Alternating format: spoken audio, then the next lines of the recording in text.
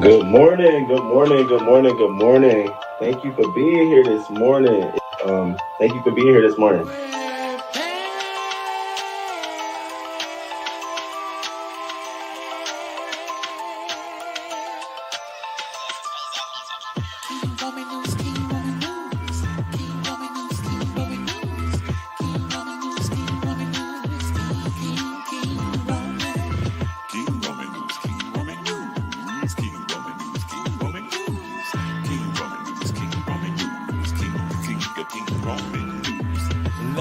Let's go.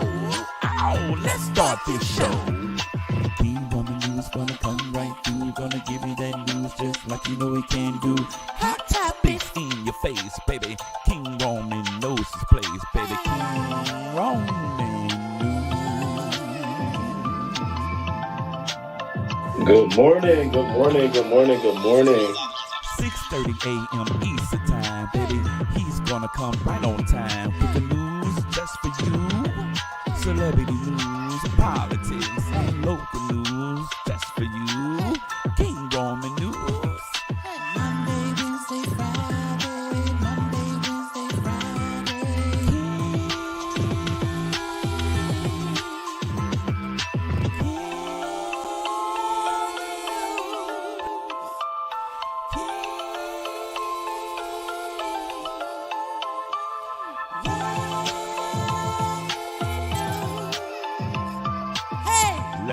Let's go.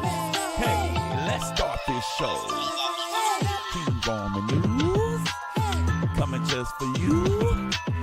King Roman news, coming just for you. 6:30 a.m. Eastern time, Monday, Wednesday, and Friday. King Roman news, King Roman news.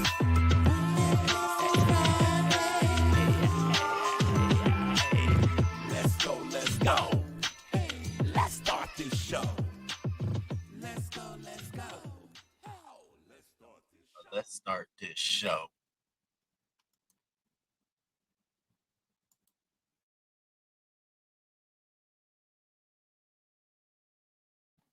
Good morning. Good morning. Good morning. Good morning. Good morning to y'all.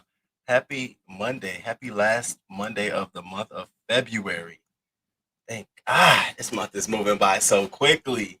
Shout out to the crew. Thank y'all for tuning in for another hot topics and local news show. I was going to say another hot ass show, but for another show, thank y'all. I really do appreciate y'all. Shout out to the crew for holding me down as always. Thank y'all for the love and the support.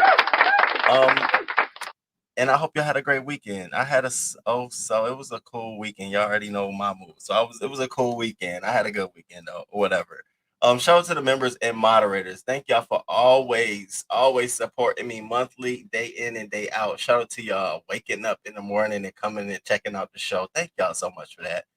And also shout out to the dopest subscribers, y'all, for making this channel be what it is and checking out the content and keeping me motivated. And don't forget to hit that like button. If you sitting in the chat right now, please make sure you hit that like button. What are you waiting for? Is the question. All likes matter, even yours right now. And if you are new to the channel, if this is your first time, you're here from Twitter or anywhere else you found this link, please consider subscribing to this channel and turn on your notifications. We got a jam-packed show today. We got a lot of local news and a lot of hot topics to get through. If you want to show some love, you can always do so by sending a Cash App, anything, dollar, whatever, to $sign Roma L. Jackson. All love matters here. I appreciate everything that you all do. And without further ado, let's get into the show. Baby. Let's get into this show. I tried my hardest to get down here at 6:30 a.m. I said, okay, Roman, you're gonna do 6:30. You gotta do a 6:30. I tried everything that happened. Okay. You see, I got a bottle of water now. I had my little tea. I'm rushing to get in here to knock the whole damn tea, broke the glass, everything spilled out there. So I swept what I could, mopped what I could. And I said, let me just go grab some water. Today was not the day for tea. Shout out to the crew. Thank y'all for being here for me. Weekend. Y'all, I thought I was gonna do, a wake up and breathe. No, it didn't work like that. It was the CIAA weekend here, and I had some frat brothers in town. Who frat brothers who on the team, and they were just trying to have a good time. And so word got to another person, got to another person. Oh, Roman, he's the alpha too. Y'all should link up with him. So we ended up linking. They came over to the crib. We had a little. I invited two people over. We played some spades. We went and checked out the boys. It was cute. We had brunch on Sunday. Then they got back on the road and headed back down to North Carolina. So it was a good time. It was cool. It was like almost like a breath of fresh air. Like, got my mind off of everything. And we're back here to the work week, to the week. Shout out to y'all. Thank y'all for being here. Now, I want to open today's show with a quote. This quote came to me literally yesterday at like around 3 sometime. It hit my phone. And I said, oh, this is cute. So get into this quote, crew. So this quote goes, "You are stronger than you think. The painful moments that hurt you in the past were meant for you so you could become stronger than ever before." And sometimes we look at the painful things that go on in our life like, damn, God, why me? Why me? What did I do? I'm a good person. I do this, that, and the third, but you don't even know that that's God putting that in front of you right now at this moment so you can be ready for whatever's coming for you in the future. So whatever, always try to find that thin line of, you know what? I bet you this shit won't happen again. That's always my biggest thing. I bet you, I bet you it won't happen again. So again, you are stronger than you think, and you really are. The painful moments that hurt you in the past were meant for you, so you could become stronger than ever before. Endurance, being able to just withstand what's coming your way and know that okay, the same thing can't come my way again. It's a good thing to it hit me and I was like, okay, it put some perspective on me. So I wanted to share that with you all. And I wanted to share this positive news story with you all.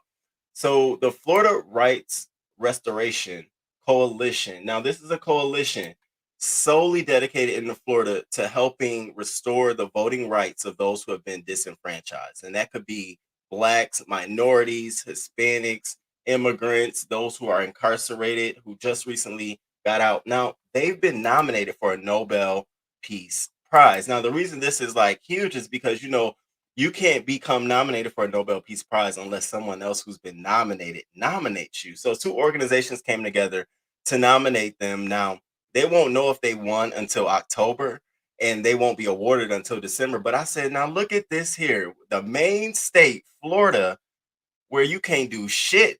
You can't even study AP, African American studies in an AP context. And so you got this organization doing the work down there where, most of the time, I think in Florida, there was a point where you couldn't even, if you didn't have your ID, you couldn't vote or something like that. And so the kind of work that this organization does is they helped push this amendment for the Voting Rights Restoration for Felons Initiative, a state constitutional amendment to restore the voting rights of Florida residents who were charged with a felony and had served out their prison sentence. And so this organization is helping to push that forward. They got the vote pushed in 2018, and they're still sitting here. And so they were nominated by the American Friends Service Committee and Quaker Peace and Social Witness. And so shout out to them. I thought that was great. I thought that was a great job, great case for other organizations and coalitions around the nation to look and see what they're doing and see how you can adopt this for your state. We adopt every fucking thing else. So check that out. And they're called the Florida Rights Restoration Coalition. Now, I want to get into our Black History Month. Okay. It's still Black History Month, baby, where we pay it forward, get involved, support Black nonprofits. Now, I wanted to, last week I took some days off. Literally, I did. And so I wanted to pick back up on that education spend. Now, with growing up, one big thing that I can say was a huge achievement for my TT was putting books in front of me, letting me read, allowing me, the opportunity to just sink my nose into books. And I remember when she got me like the first, not my first book, but it was the Zora Neale Hurston, a guy, The Eyes Are What You Got. The Eyes Are On You. God damn, my book is sitting right there. Their eyes were watching God. And I read that book so vividly, and it put so much imagination in my head and context, and it was just so great. And so we have this organization called YBL, which is the Young Black Lit. So, Young Black Lit is a nonprofit organization committed to increasing access to children's books that center, reflect, and affirm Black children by providing free books to youth in pre K through eighth grade. Now, they're housed in Illinois. But if you are a parent at home or you know an organization who are needing books, they send books everywhere. Okay. So, let's get into how they started. So, this organization came about by this couple. She literally went to the library to look for a book for her daughter about Black girls. It took her 30 minutes to find one. And when she found one, it was nowhere near what she wanted. So her and her husband decided to put this organization together and literally out of an idea, okay, we need to raise money to get more books around. And so they came together to put this organization together. And so as I continue my small but mighty effort, my husband Derek believed that this could grow into something bigger and make a real impact on children and our community. With our determination and vision combined, Young, Black, and Lit was born. We are proud of the work that we do and look forward to expanding and bringing more culturally relevant books to children everywhere. And so you can see from these pictures, look at those proud kids reading them books. That's right. Young, Black, and Lit was started by book lovers who understand the critical importance of reading and representation in the lives of children. Our mission is simple: increase access to children's books that center, reflect, and affirm the experiences of Black children.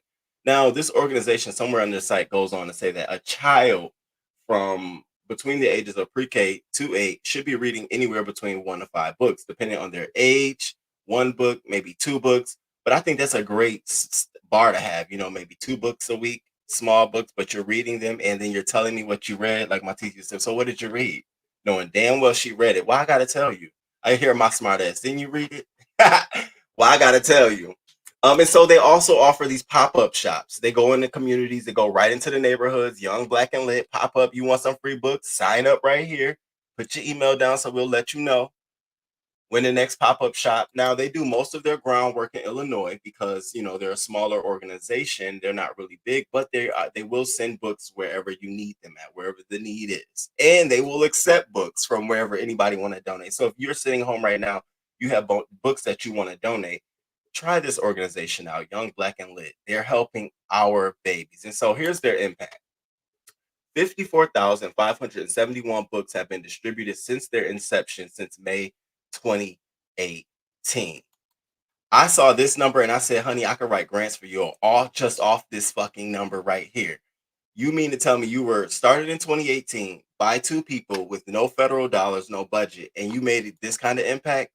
Yup, what's up? I can stretch that narrative, baby. I can draw some impact out of that and get them some dollars. So I was so proud of them. I was really, really excited about them. And I found out about the organization. I used to work, well, y'all don't know, but I used to work for Gary Comer Youth Center in Chicago. And they're one of the partners for that organization, this YBL. They actually do a pop-up shop around here.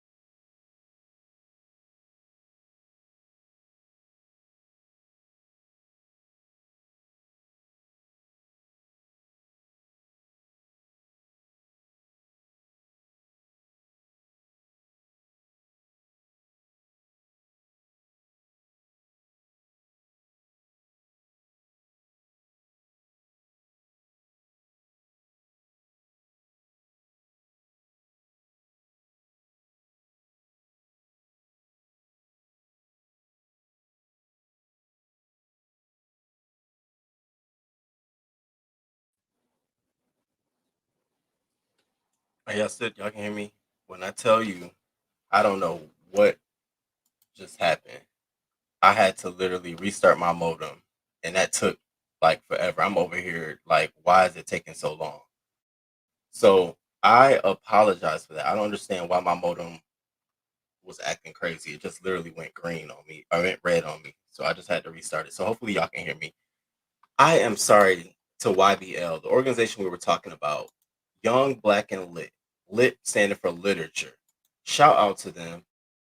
That huge impact. So we definitely made a donation this morning of $25. Thank you for your generous contribution to Young, Black, and Lit.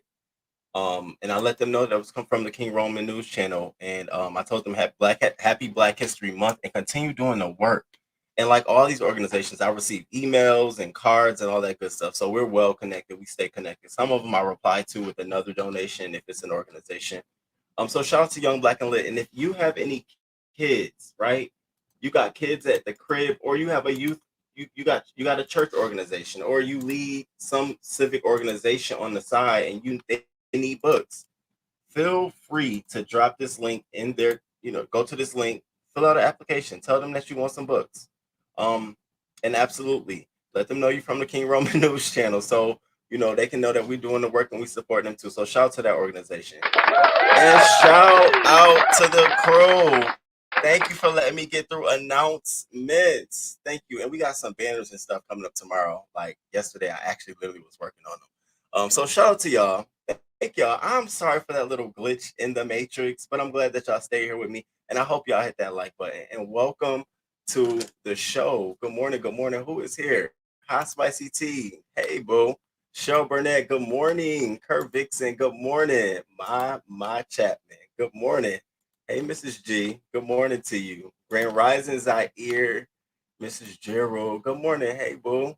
Jay Parrish, have a wonderful week on purpose. You too. I will always try to. Thank you. Brick Girl, good morning, boo. Good morning. Okay, we back. Zap, good morning. Good morning to you, Zap. Thanks for coming through. And remember, Young, Black, and Lit. All right, y'all, we got a crazy, crazy show.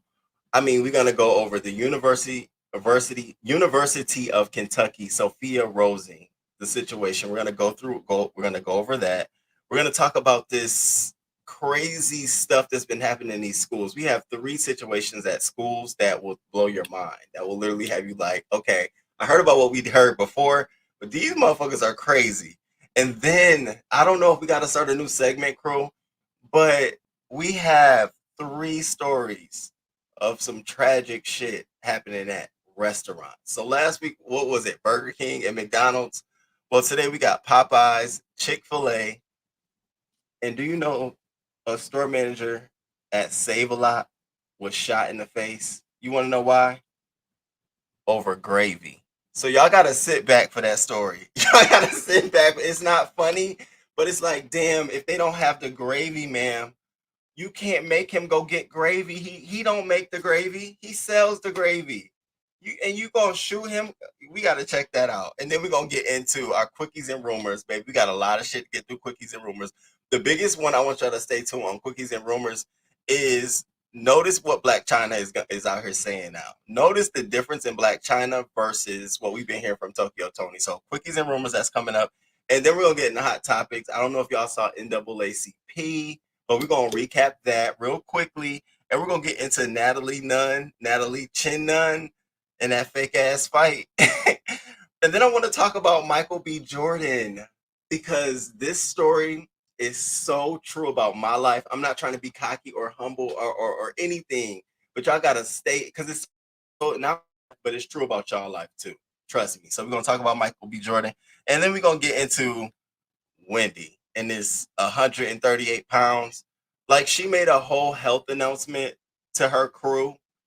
And the announcement was, yeah, so I want to talk to my doctors. I'm healthy and all, but I'm 138 pounds. Ma'am, ma'am, that's not, no. So we're going to get into that. And then I have two clips. So here's my question for you, crew. Save it till the end, because I'm going to break it down with a clip. Now, we always talk about what would you do? Roman, what would you do if you're in this situation? Crew, what would y'all do in this situation? So I really want to know, what would you do if you were in, let's say, a slip and fall situation at a store, what would you do if you were accidentally bumped by a police car? What would you do if somebody was bumping you with their cart while you were in the line and you kind of told them, like, ma'am, you bumping my leg, and she just kept doing it? What would you do? Because, see, I know what I would do. It ain't none of what these people did that we gonna see. I promise you, they ain't what you would do either. And shout out to Neris for sending me clips and keeping me up to date. Shout out to Neris. Thank you, sir. All right, let's get into the show. So now the first thing I want to get into, and shout out to the crew. Thank y'all for being here this morning. I know it's early, but we finna get through some stuff. All right, all right, all right. So the first thing I want to get through is politics. We got to talk about this. We got to give them their props because this is a model that I want other cities to adopt, you know? So we have Minnesota, right? So they're restoring they've prepared to restore voting rights for felons. Now, this is the magic that's going on in Minnesota. Don't tell me our vote don't count. In Minnesota, they're going through what in the political sphere calls a trifecta. That's when your government is in the party, the Congress is in the party, and your Senate is in the party. Basically, you have you can run passages through. So what the fuck you think they're doing in Minnesota? Running them through, running them through. And so one of the many first passages that they're running through is this restoring the voting rights. So what they want to do is no. What's up? So I'm gonna have issues with you all day long. Is that what we're gonna do?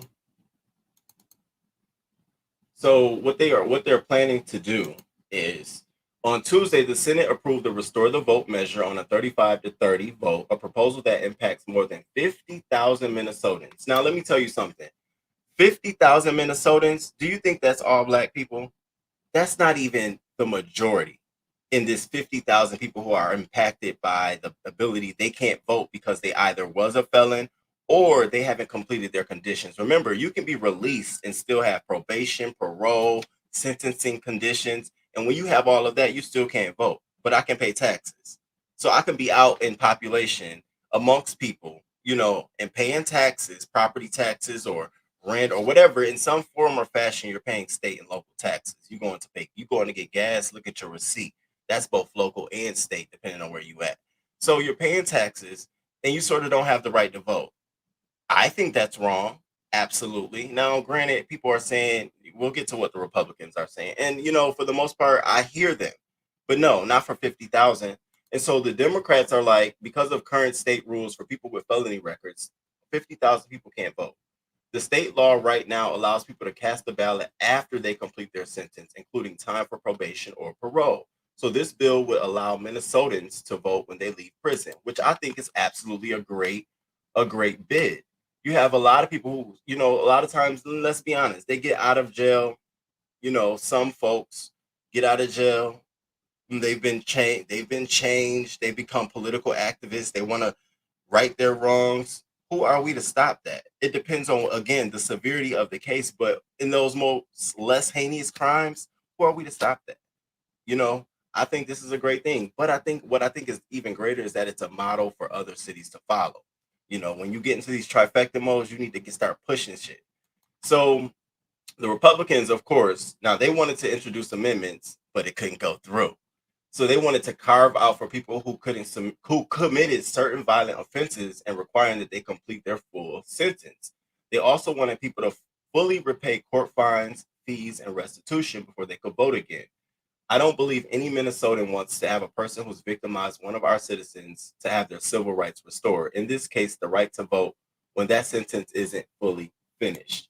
Now, I understand that to a certain degree. Yeah, you don't want someone out here who's a serial killer or a serial rapist or someone who's, you know, I absolutely get that. And in my mind, they're still in jail. That's not a problem. That's not a fault about them voting. That's a fault about the justice system. So again, I think you know, you have to look at it from two angles. I think it's right overall to restore the voting right to people, but secondly, you do have to provide conditions for certain people. Absolutely, I don't want the person who may have murdered 5 or 6 different people over a 10-year span to be out thinking that he has the right to vote. No, bitch, you took lives away, and given the severity of that case, you might not be eligible to vote. You should still be in jail. So I thought that was a great thing and a great model. Now, crew, you all remember us talking about Miss Sophia Rosing. Baby, y'all remember Miss Sophia Rosing? Ex-Kentucky student indicted for racist fuel attack caught on camera. So you remember our Kyla Spring. She was on duty. She was on duty at the University of Kentucky this night in question. And Miss Sophia Rosing, drunk as hell, didn't want to pull out her ID, didn't want to identify herself, didn't want to do any of that. And so we found ourselves here where this girl is facing 6 charges. Now, I said to myself a while ago, I said, I wanted to see, I know they have to press charges. It went national, but I wanted to see how long it would take. And I think even in the last video, because I had to watch our last video to kind of catch myself up to back to where we was, I was saying, y'all, the question is, how long will it take? Because they have a pattern of shit happening, and then they wait, do an investigation, then it goes away. Shit happening, and then wait. And I brought up those examples. Well, I have to give it to them. I have to give it to the University of Kentucky. They absolutely sped this up a lot faster than they sped up any other situation that they had on that campus that I had looked at. So I give it to them. Now, Sophia, honey, you're embarrassed. She's embarrassed, y'all. She's so embarrassed. She's so embarrassed, honey. Do you think we feel bad for you? Not at all. So, University of Kentucky permanently banned her. She's not eligible to re-enroll. She was indicted on 6 charges: assault, public intoxication, disorderly conduct, trying to beat up a police officer. And so she's going to be arraigned on March 17th. They literally pushed this shit fast. Jury said, no, no, no, no, no, no, no, no, no. Girl, you did the crime. Let's do the time. So the video, which quickly went viral, also showed Rosing's confrontation with police officers who arrived on the scene just minutes later. Authorities said Rosing didn't have an ID at the time of the incident and refused to give police her name. She then allegedly kicked and bit the arresting officer before she was booked on 6 criminal charges, including assault, public intoxication, disorderly conduct, and assault of a police officer. The grand jury indicted Rosing on all counts earlier this week. I couldn't be more proud. Remember, I always tell you, I be wanting people to get stuck on them. Like, bitch, you did that shit. I wanted to stick to you.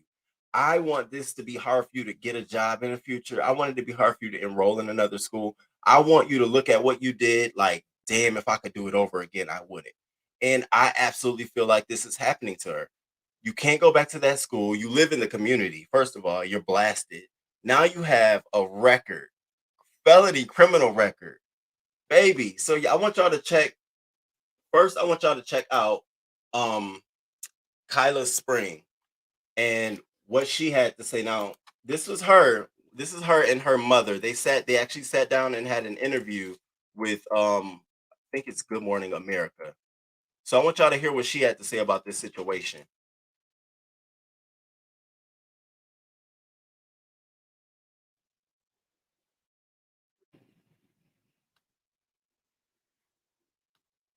And shout out to the crew. I see y'all. Thank y'all for being here for me this morning. Thank y'all. While we get through. Times. It was told to me that it was used over 200 Over times. 200 times. Because there's the 10-minute video. And we only saw a little part there. And Betsy, as her mother, at first, you did not want her to go public. You didn't want any of us to see that video. Why not? Because I knew that it could go any way, how people respond to seeing the truth, that this is not an isolated incident. This is something that happens. It just so happens to be on camera. And I honestly just struggled with what it would look like and feel like to have that disruption in our lives. Mm-hmm. And it was happening anyway. And Kyla, this is one time as a mom, I actually had to apologize to my daughter. I said, you know what? You're right. You want to share this that needs to be shared. I apologize. I'm behind you. I support you. and whatever you need, and got to her as quickly as I could. Awesome. Betsy, what were you feeling the moment you heard about what happened and then saw the video? Afraid. I was afraid. I was in Texas working away from home anyway. My daughter is in Kentucky on campus. And I knew that, there are rumors, there's a lot shared about racism in the South and how people will respond. There's been some ugliness that has brewed in our Baby, country she's in the sitting up last there few looking years so that makes you poised. aware that racism is still Okay. alive. And I was just afraid of She's what that sitting would up there look looking like so poised. to my daughter Yeah. in Yeah. 2022. You always hope you're not going to be part of a story like this. Sophia Rosing's attorney says that she is humiliated, embarrassed, and remorseful by this incident. What do you say to that? I say that there is an opportunity for growth in this situation. And I also say that this is an opportunity for not just her to grow and educate herself, but people who might have acted similarly or think similarly to her. Are you surprised you haven't heard directly from her yet? An That's apology? I mean, coming by the next day even to find out how you are. It hurts, but I'm not surprised. There's another video in this story of a march on campus in support of you, where you spoke. It's a very powerful moment. You say that she will not break your spirit, and there's tears running down your face. We have a little clip of it. I'm so proud of her. I'm so proud of her. She definitely went up there. You can tell she was prepared. You can tell she already knew it wasn't because I probably would have had to go through some preparation too, because I would have been up there unfiltered. She ain't said, I know she wouldn't have said nothing. Look at her parents. I could hear me, but she didn't go there. This is an opportunity for growth for her. This is an opportunity for you to look at this situation. What do we say here all the time? Take this as a lesson. This is your lesson. These are your moments. Everything that happens to you in your life that's a negative thing that fucks you up and gets you in trouble, that's God knocking your ass out, tapping you, saying, look, I been gave you chances. It had to get to this. And Sophia Rosing needed that. And she got it. And she got it so gracefully. Ma'am, you got it laid out so gracefully. You fucked up.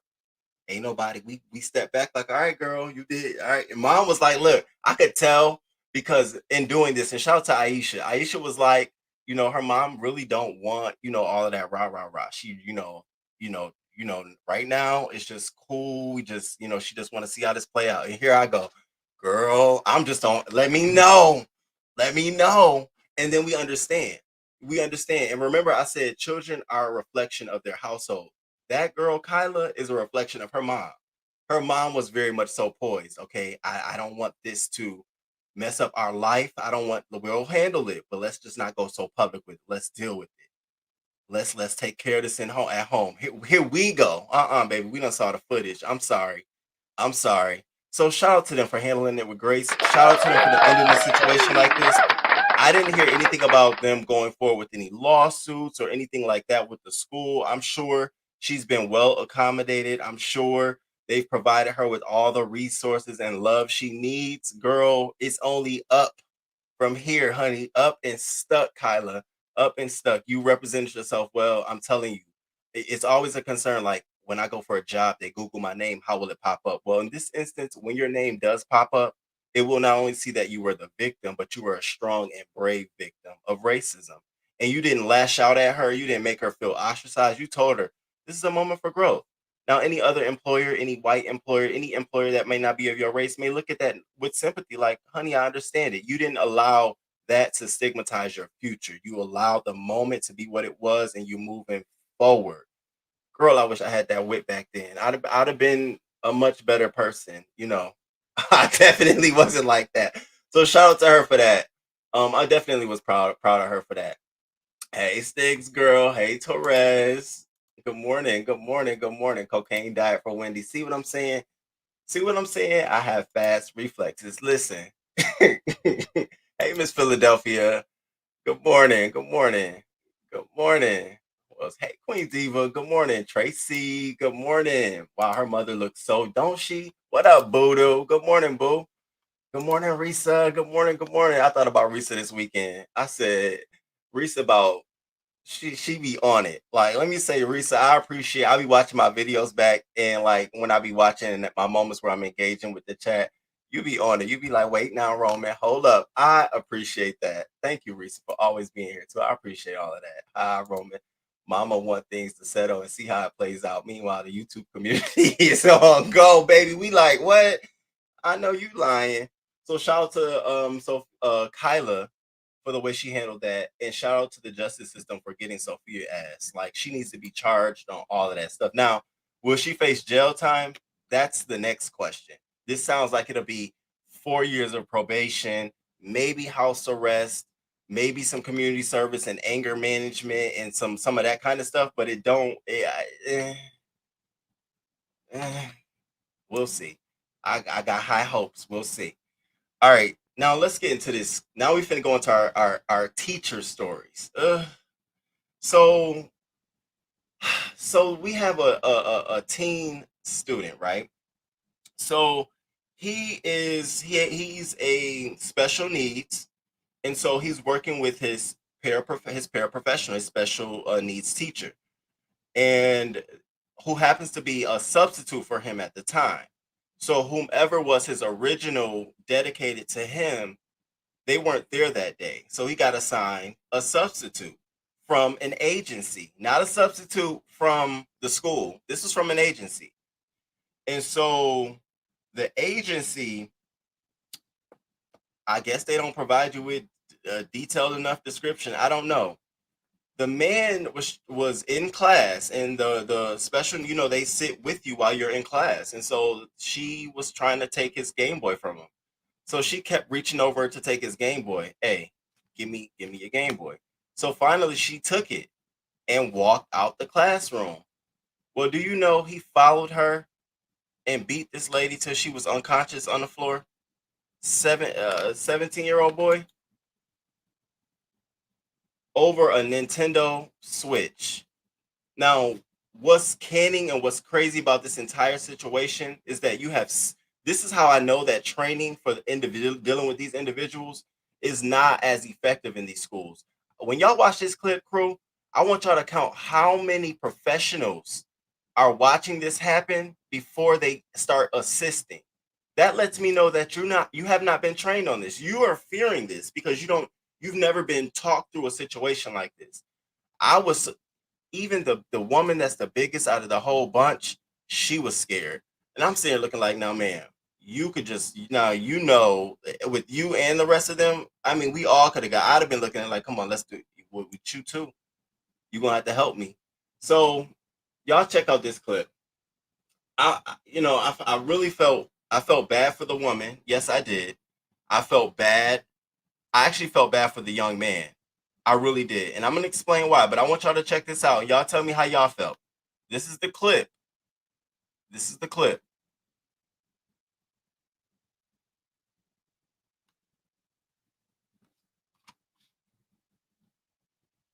First, though, a horrible situation in the classroom. Deputy.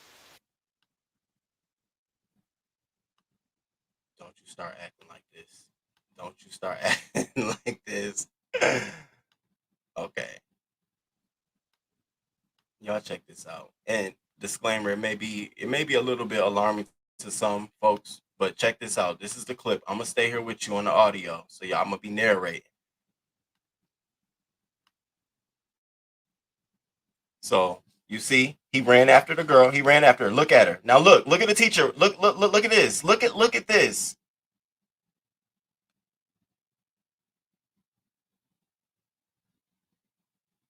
Look at this.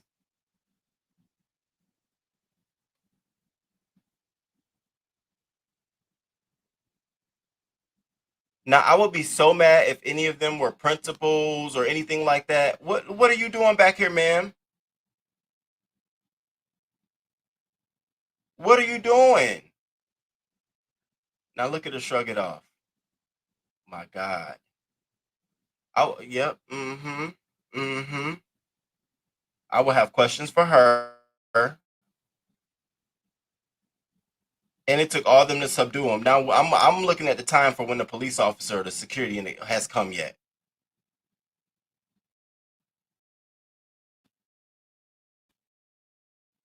I got a whole, oh,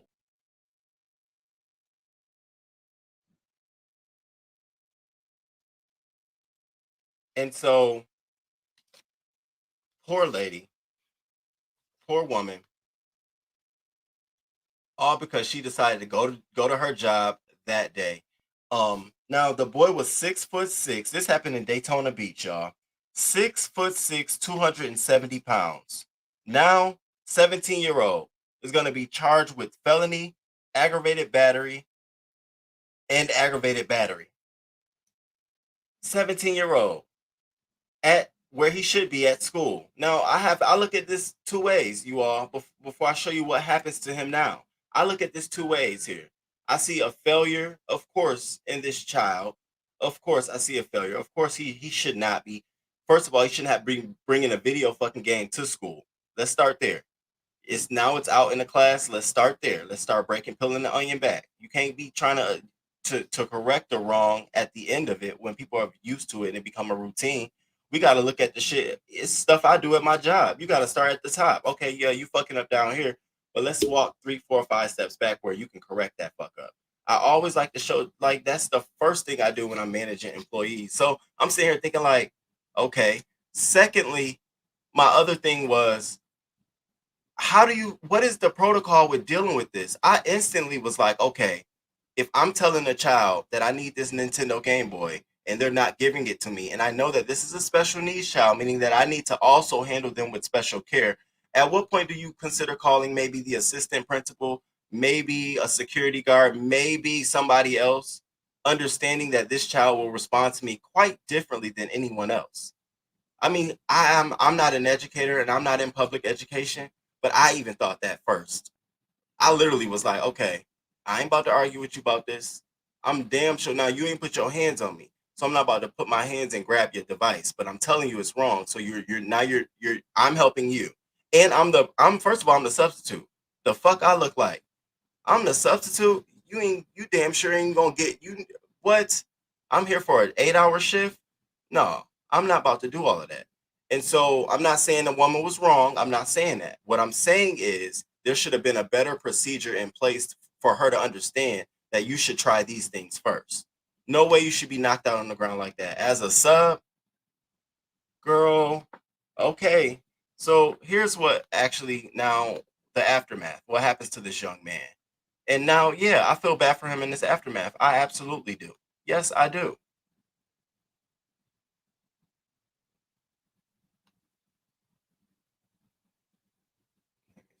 Fort Mitchell native accused of physically and verbally.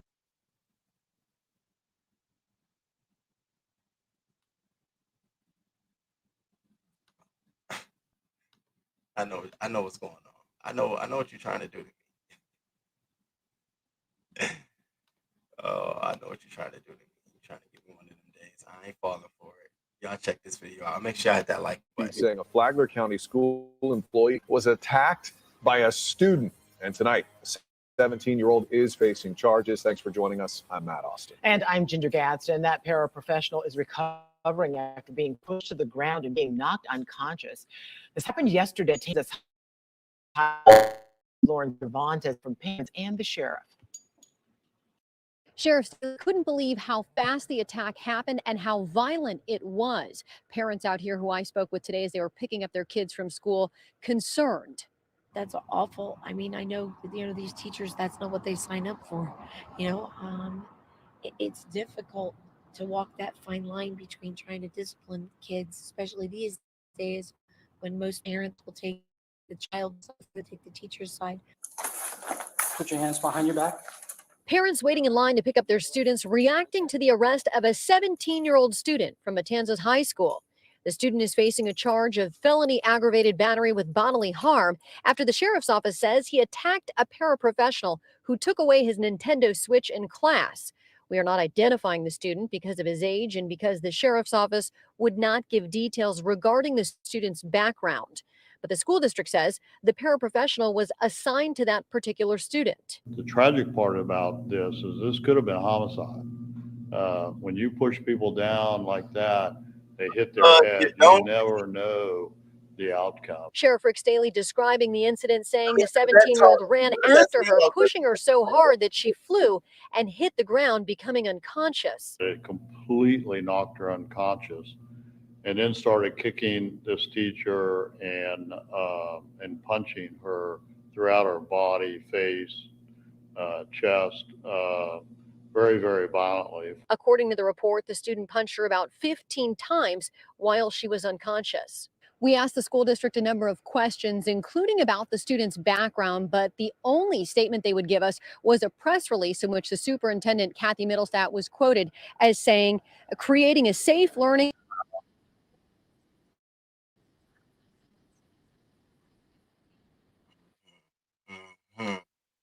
My first thing would be like working with whoever side. What is the procedure when shit like this happen? I know I know there's something. I know y'all got some kind of procedure to deal with children who might be unruly, that might need some special individualized care. Like seriously, King's Mina, hey boo, good morning. Teacher Shawan, realistically speaking, if she hadn't acted crazy with the police, she wouldn't have been punished at all. Let's be clear, Teacher Shawan. Let's be clear. Because the part of that article that I read, when I was reading it, the first thing I noticed was the first thing that they said. The video, which quickly went viral, also, okay, we ain't gonna talk about the viral part of the video. Let's talk about the part where her confrontation with police officers who arrived on the scene just minutes later. Don't think we ain't noticed that. I'm still watching y'all, University of Kentucky. Shout out to Kyla. And so you have this teacher, this teen beating this teacher, and so now we're here. And you would think that there was some kind of protocol in the school for them to react differently, but there was nothing. There was nothing at all. For shame on the school. It should reflect poorly of the school. Lord, oh my God, they need some black teachers or a black coach. That lasted way too long. Way too long. It looked like they might all have been in shock at first. That's messed up. It's crazy. And this video is out there. I know that woman. I will be looking at my coworkers whenever she go back, if she decide to go back, if she might want to bring a lawsuit. I will be looking at them like, oh, really? You want to sit with me and eat? I don't want to sit with you, bitch. Oh, now you want to get close to me? Well, why you wasn't this close to me when I was getting my ass beat? I would be all over them. Yeah, I would definitely find that offensive. Either you going to come out and help or you going to walk the fuck away. You saw the other woman grab her chest. I'm curious to know what she is. I'm curious. Like, you better be the librarian. You don't even be a teacher. You need to be someone far removed from a daily hosting of classroom students.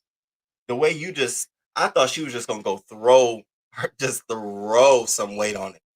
Baby, she'd have been the hero. Bitch, throw some. She stood back like she was the scariest of them all. I said, I'm telling you, I always say that. Y'all be talking about the bigger. No, trust me. Roman knows. I was an RA before. I remember seeing a whole bunch of fights. He ain't have to do all of that, special needs or not. Oh my God, that did last way too long. Good morning, Miss Shada Bay. Great to see you this morning. You too. This is so sad. I blame the parents because he obviously is allowed to do this at home.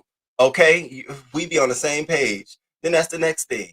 So, Nintendo Switch in the school. Now I know kids get away with shit. But I mean, seriously, we not checking bags, we not doing, and then I gotta look at the school. So he pulls it out. How often has this child been pulling it out before you all just decided to intervene? Again, you can't this is a different kind of situation. So now he's gonna be locked up for years, locked up with no Game Boy. He could have killed. That's what I thought. He could have killed that woman. He was trying to beat. He was mad. You can tell he don't get that taken from him at home. If he did that there, yes, y'all, please hit that like button for me and drop down from the clouds and join in on the conversation. We ain't through. We is not through. She should have called for help before taking anything away from him. I surely would have. I would have been in the hallway like, I'm not going to deal with this. I don't know what's going on. I asked him for the Game Boy. He's disrupting the class. So what do you want me to do? Well, you got to take it. No, see, that's where we step out of lines. You got a security officer that can come in here and do it.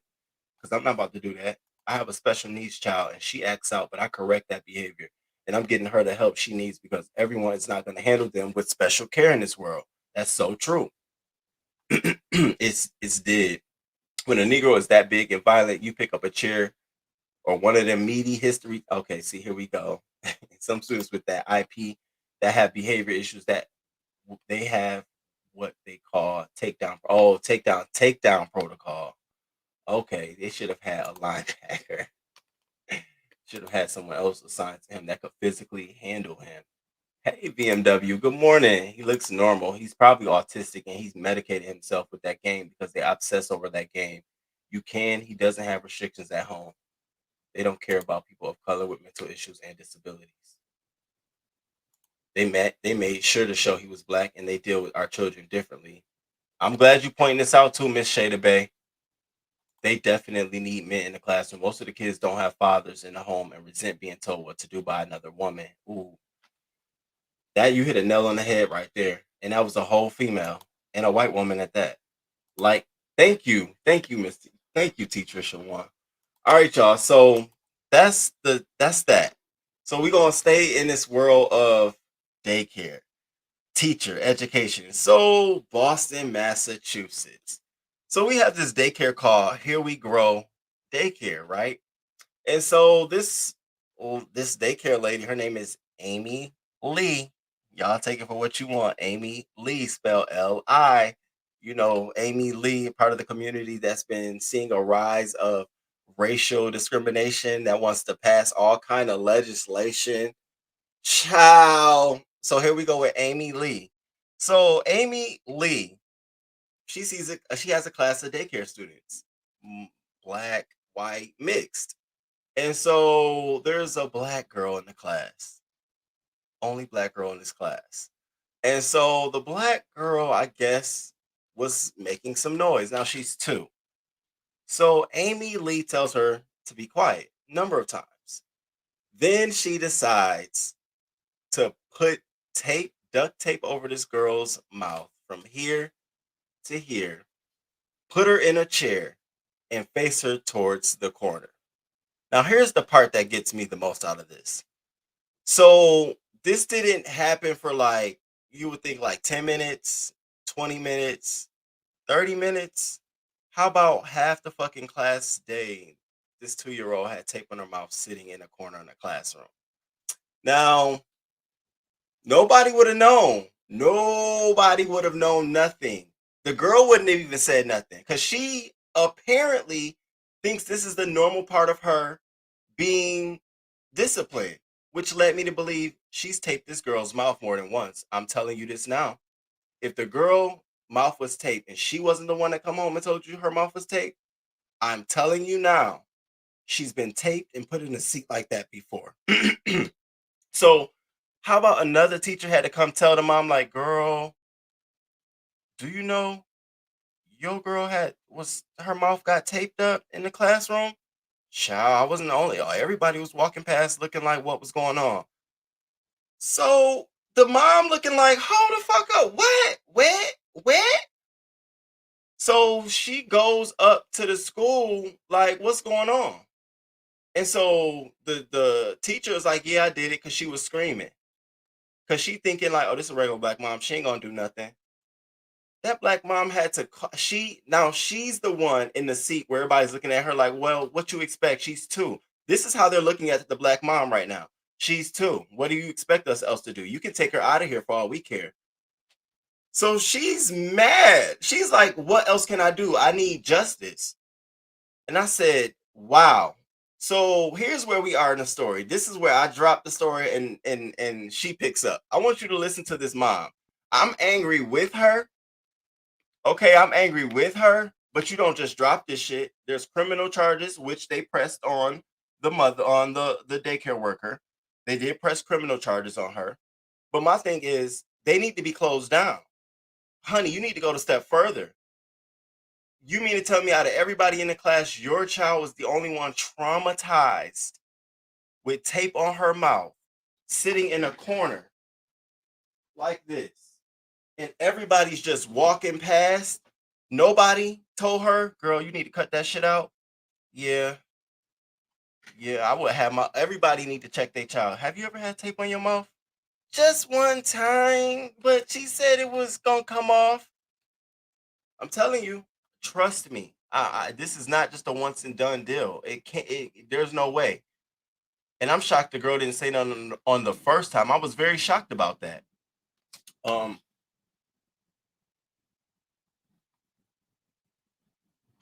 Massachusetts. All right.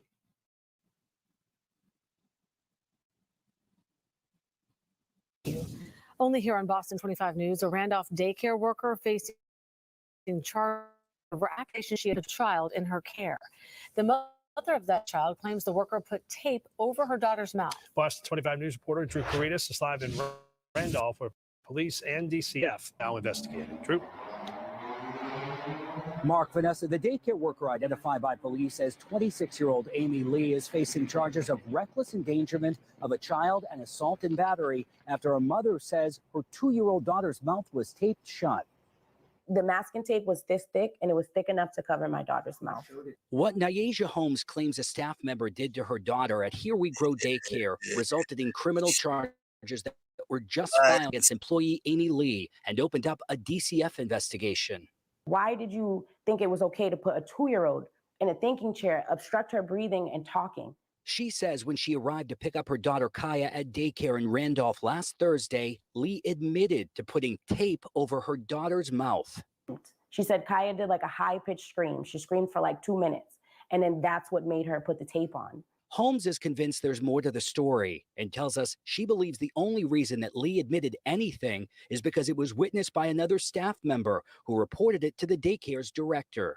I feel like Amy's whole demeanor was covering her tracks, trying to The get ahead daycare of it director didn't say before it nothing? became a big thing. Oh, hell no. Mom was skeptical from the start, and when she contacted the employee who claims to have witnessed it, she says her suspicions were substantiated. She immediately filed a report with Randolph Police and DCF and arranged a meeting at the daycare the following day, but still isn't getting the answers she feels she deserves. I'm angry at Amy. I'm very angry because she exposed my child to that type of torture. It's not okay. You're not getting away with it. Like, I will get justice for my child, and you don't deserve to work with children. Holmes, point blank, period. Ain't nothing else need to be said. That lady don't need to be with nobody else's child. And notice, crew, y'all didn't see no picture of her, did you? Nor did I show you a picture of her. You want to know why? Because they ain't put no picture out of her. I'm very shocked that as I've been doing this show, I'm very shocked at the articles that I talk to you all about where there's images of the actual suspects and perpetrators of these crimes and where there's not images. And here we go. What the fuck is wrong with showing Amy Lee? Oh, because this is alleged and we're dealing with children. She ain't a child. She wasn't a child when she put the tape on her mouth. The fuck? So we have no image of her, even in the reporting of the news. You think the news clipping will? That's why I like putting it, because they give you all the image, the scene. I love that. It fills in what it gives you, that visual that I don't give. And so it's like, we can't see Amy Lee. Well, we know her name, Amy Lee, at Here We Grow Daycare in Boston, Massachusetts. Okay, still there, only been charged. And the daycare, I didn't even know that part till just listening. The daycare director knew. So the witness not only told the mom, but told the daycare director, and nothing happened. Yeah, all you bitches, y'all need to close. It need to be called Here We Close Daycare. Okay, watch us close daycare. Are you kidding me? That's some bullshit. Girl, I hope you get a refund and sue. I mean, you need to sue. They asses off, for real, for real. Are you kidding me? Now, you know, yeah, I know me. Yeah, I'm trying to be the right way to do, the right thing to handle. Right way to go about this is definitely get the authorities involved. Call the proper child, authorities and the school district or whoever accredits this daycare facility. Let them know. But I would have to somebody in my family would have to go. I'll probably have to hit my cousin up like, you ain't no related, you ain't nowhere around. Can you get her in the parking lot? Because she don't feel no remorse. How you going to admit to me, yeah, I did it because she was screaming? Why? Reflexes. Bitch, no. You ain't even ease into it. Well, what happened was all the kids were sitting down and then, none of that. You did it, huh? All right, little bitch. Don't feel too comfortable because you think you getting y'all. I don't play that shit. I'm case by case. I told y'all this whole Asian racial discrimination. I'm case by case. I'm not grouping shit. One happened in California, 3 happened in New York. So now we see it's a whole big wave. Fuck that. I'll show you a wave. The hell? That shit pissed me off. They definitely need. Oh, I'm way up here. That she did it to a 2-year-old who may not be able to communicate what's happening. That may be the reason why the child did not say anything. That's so true. That's so true. Ain't no way I will dog walk Amy, okay? Amy Lee would have had that ass tapped. Then she did it to a 2-year-old who may not be able to communicate what's happening. That may be the reason why the child did not say anything. Oh, I said I read that. I'm sorry. I would need bail money. Them toddlers speak a different type of English at times. I've worked with teachers who have taped special needs children's mouth shut because they bite and spit. But when I was there, I removed the tape and told them that I wanted to see their smile. Aw, that's right. Go ahead, Miss Shada Bay. Shout out. That's so precious. Look at you. Aw.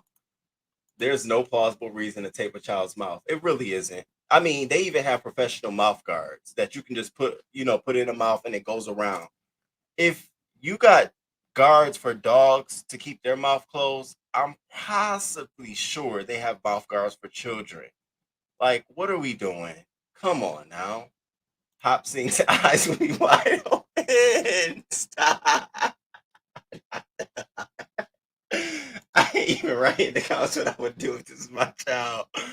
Amy does not need to work with children. 2 years old. If that had been a black woman, do you want to go with what if that would have been a black woman who had did that? There's no way. It would be closed on the door. It would be done. What do you mean? That would be done. They would have had 11 by 14 high resolution gloss. You know they would have had a whole photo of the worst photo of her up. You know they would have. I can't even lie with you there. Now, y'all, I know I always got to tell y'all the real deal. Okay, so before we get to the last of the teacher stories, let me tell you about this story. So there's a little black student, right? I got to be real with you. I got to be real. So there's a black student, little girl, and she goes to this, where is it at? Where are you at? Okay, so she goes to this California elementary school, right? So it's Black History Month, and the kids at the school has been told to celebrate Black History Month. Now, mind you, this is a highly affluent school in the school district in California. This is a very highly majority, almost 95% white school. And so only about 5% of the student population is black or other mixed or whatever. So this girl has a black father and a white dad. So she goes to school this day and she comes home with her Black History Month collateral that the kids all made for her. And so they're cards. And do you want to know what these cards say? Now, mind you, we're talking about an elementary school. The card goes on to say, one of the drawing states, "You're my favorite monkey," to my favorite cotton picker. And it don't stop there. It's one of the girls told the girl, "We're going to give you back rubs and massages all month because of Black History Month." Well, we're going to only do it for half of the month because you're half black and half white. These are elementary students. You can't tell me they just walked out the womb and thought this shit. No, there's no way. So then you got the school. An investigation took place immediately upon learning about these disgusting racist drawings students gave to another child in their class. The content in those cards is shocking and abhorrent. We deeply regret that our student has had to endure the hurt that race-based bullying causes. When asked whether the student who created the drawings will be disciplined, the district said that privacy laws do not allow them to share that information. So parents said they're going to show up at the Tuesday board meeting tomorrow, which is tomorrow, to bring this issue up to the board. It's so crazy. It's so crazy to me. So you have black students receive racist drawing at California elementary school. You can't tell me that's not home. That's not something from the home. You can't tell me that at all. Now I want y'all to hear what the parent said, specifically the Black father. Listen to what he had to say in this story. Check this out. And crew, thank y'all for being here with me. Make sure y'all hit that like button. Bhutan.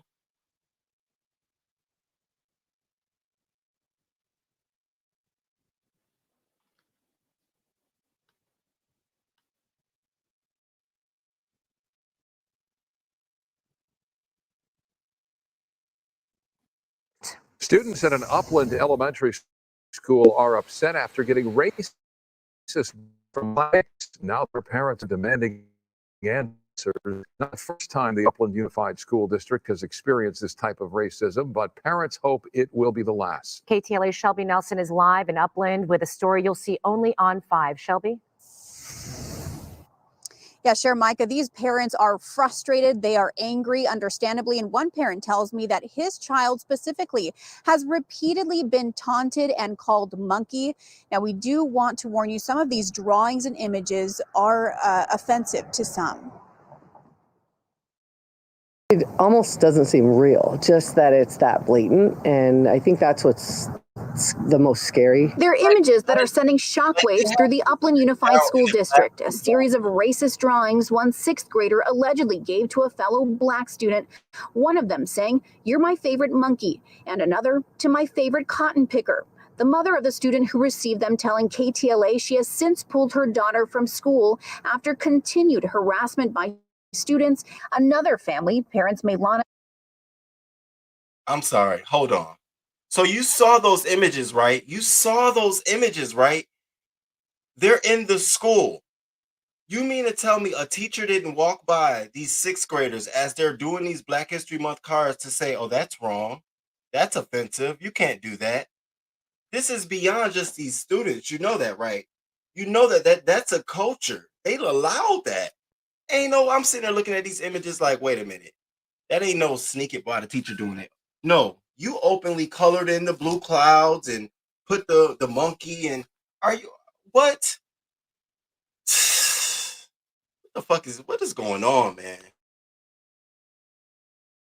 And Rome Douglas have 3 kids attending the same school. They said they were going to give her one that specifically said, "You're my favorite slave," and they were going to show her as a slave hanging from the tree. The Douglases say that a group of girls claimed they'd give their daughter back rubs and massages, saying, "It's Black History Month. It's your month, so you're entitled to back rubs." And apparently someone told her, well, maybe only half the month because you're only half Black. I want to make it perfectly clear that we have a strict zero tolerance policy on any type of hate speech, harassment. The district uploaded a video to YouTube on the recent matter, one day after the principal of Pepper Tree sent out a letter to parents, but that came 2 weeks after the incident actually happened. I'm hoping that the district does not brush this under the rug as they brushed issues under the rug in the past. PTA president at the school, Robin Allen, says families demand answers. We want to know what zero tolerance policy means. This is not the first time a situation like this has happened. It's not going to be the last time that this situation happens. But the most important thing is our response to the situation. Parents, I just think that it's important to advocate for your kids as much as you can because they spend so much time at school. You have to be there.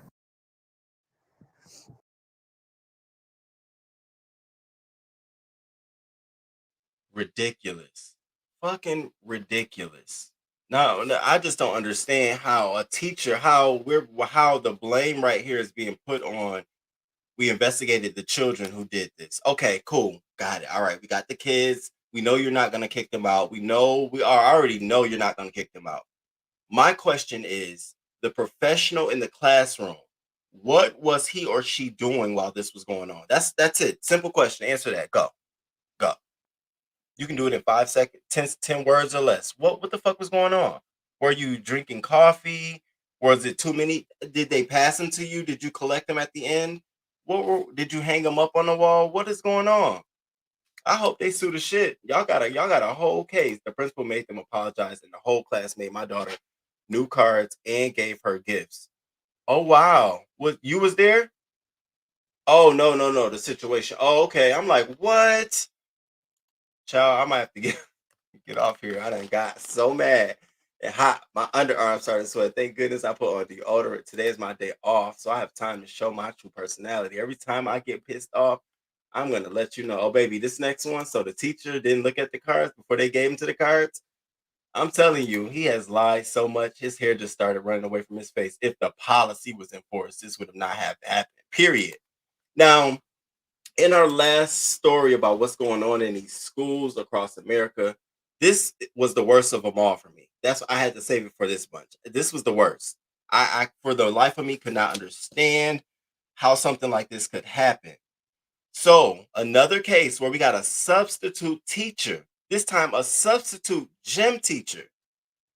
To be honest with you, I don't think I ever had a substitute gym teacher. Gym? Okay. I mean, we usually have 2 or 3 gym instructors that can rotate out. Somebody not in, we know. But this was a whole new substitute gym teacher, okay? So the gym teacher is really sitting back trying to chill. I don't want to hear none of this shit. Don't come ask me no questions. Go do what you got to do. Leave me alone. So you got 11-year-old Shakara Thomas. Sweet little girl. Precious little girl. Precious little 11-year-old girl.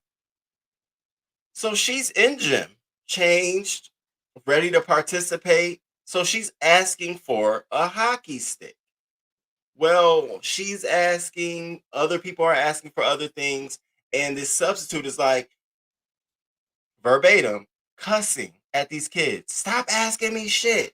Leave me alone. Wait your turn. The fuck? Going off. Now, I exaggerated the fuck, but the other part still stays. And so, got so motherfucking mad that she took a hockey stick and threw it at our 11-year-old Shakara Thomas, right in the head. Hit her right in the head, stone cold.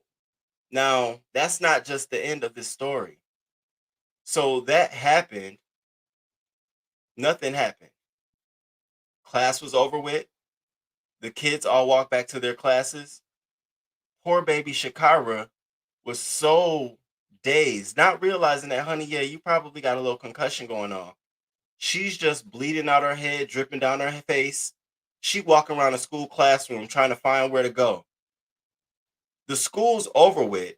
Her mom comes in there like, where is my daughter? She usually come up here. Where is she? Because, see, nobody had went to go look for her. Nobody had knew she had been hit. Nobody had even looked to see that it was blood falling. I said, how the fuck is this shit happening in these schools? How do kids get to just wander 11-year-old around the school with blood? Now I understand why people can come into schools and start shooting them up. No pun intended. Now I get it. Y'all niggas is drinking coffee and talking shit. Ain't no way an 11-year-old girl can be walking around. You mean ain't no other kids saw her? Nobody saw this little baby?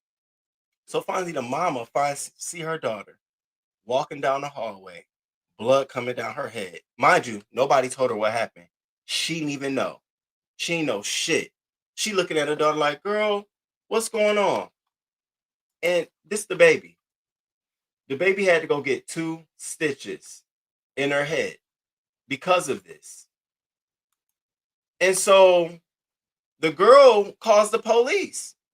The mom is mad at this point that nobody called the police. She goes to the principal. What the fuck? What's going on? Principal didn't even know. The school didn't even know because the substitute teacher just was like, shit, you should have left me alone. Bitch, I would have. Now, see, I was saving my whoop my ass for this one. I don't even be fucking with women like that. I'd be like, I'll go get another one. I have too many females in my life that are straight rock a bitch. But honey, let me tell you, I would have whooped the hockey stick all off in this bitch ass. Don't you ever in your fucking life. You wouldn't have been, it wouldn't have been safe for you to walk to your car. And that's on some real shit. My child got stitches because of you throwing a hockey stick. Because none of this story said that Shakara did anything wrong. Nothing. All the kids were yelling and asking at the same time. It's an 11-year-old gym class. The fuck?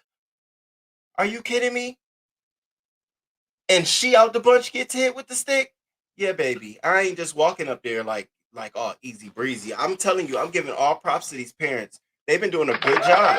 These parents have been doing a good job today, y'all. We got to give them credit. So police comes, do all that good stuff. Here's the substitute teacher excuse for throwing the stick. I had to cut it out because I wanted you all to physically see what I read. Her excuse was she was trying to throw the hockey stick at another kid and hit her by accident. You tell me in what place in America is that okay, accident or not accident? Bitch, you shouldn't be throwing no fucking hockey sticks in no gym class. I was always told you don't throw hockey sticks. We never threw hockey sticks. Yeah, a dodgeball. Who's throwing a hockey stick? Can you throw a golf puck? A hockey stick with a bunch of 11-year-olds? The disconnect here is so profound that I almost was like, maybe it was a volunteer teacher. You can't tell me that's somebody on payroll from another fucking agency. So the police gets involved. Of course, they want us quiet. We're investigating. The mom don't like that. The mom is like, this is not enough. So the mom has got her outside attorney who is going to be suing everybody. She said the teacher, the school district. She said she might even go after the police. I said, now you sound like somebody that I need to fucking girl. Yes. Fuck. Attorney and the family are suing the teacher, the charter school, the staffing company that placed the teacher. I said, honey, and if bitch, I'll be trying to sue. Mother, what? Did she eat some Wheaties that day? I'll be trying to sue everything about that hoe. That's what you need to do. Y'all check out this. Listen to this little girl. A young black girl who's holding her weight, who's carrying it very well. Now notice y'all, in this story, just like a couple of stories like Amy Lee, we get no picture of the teacher. I said they do this shit intentionally. No picture of the teacher. And I was literally curious, what does this teacher look like? What does this teacher look like? Check this one out, crew. Make sure y'all hit that like button. We rocking and rolling this morning. Her excuse was she was trying to throw the stick at another kid. Her accident. He's talking about a substitute gym teacher who chucked a metal hockey stick out of anger. She was like yelling and screaming and stuff. And she was doing a little bit of cursing. Next thing I know, I just feel something hard against my head. 11-year-old Shakira Thomas didn't realize it was a hockey stick. Dazed, confused at Hope Academy on Detroit's West Side last May when it happened. When the mother of this little girl gets to the school and is wondering, oh my God, where is my daughter? They couldn't even find her. She was found wandering the hallways, confused, with blood running down her face. She ended up with staples in her head and brain trauma. The sub, Jacqueline Brown, never said sorry and was actually criminally charged with child abuse for the crime.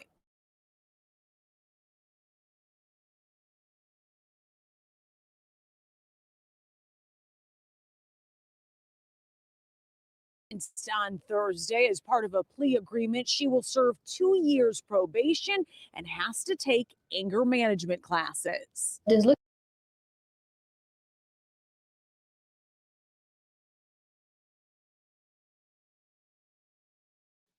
Makes no sense at all. No sense at all. No sense at all. That ain't no damn excuse. You was trying to throw the hockey so it can hit another kid in the head. Bitch, you shouldn't be throwing no hockey sticks. You want to throw some shit, go outside, bitch. Go find somewhere else to work, ho. You want to throw some shit, you can.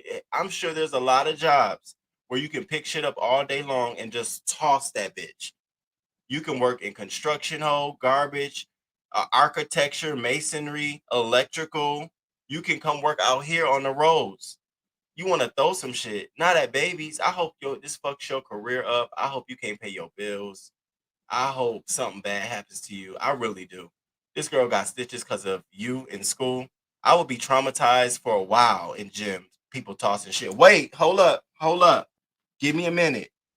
Please give me a minute. Can everybody just stop? Pause.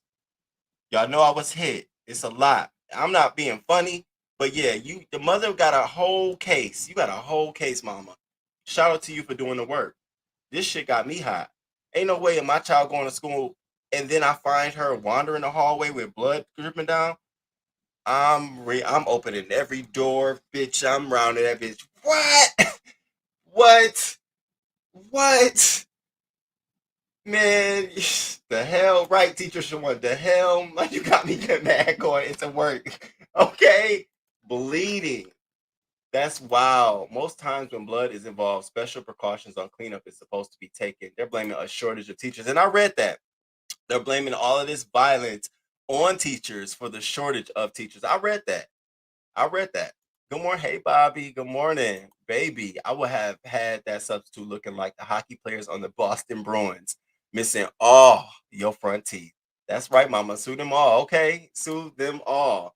Okay, y'all. So that's our teacher. That's what's going on in terms of crazy shit, criminal shit, local news shit in our classrooms. That's a couple of things that's going on. I'm sure there's a lot more. And I'll catch up again. We'll have some more stories for Wednesday. Now, can we get into the fast food? Because I want to know what's up.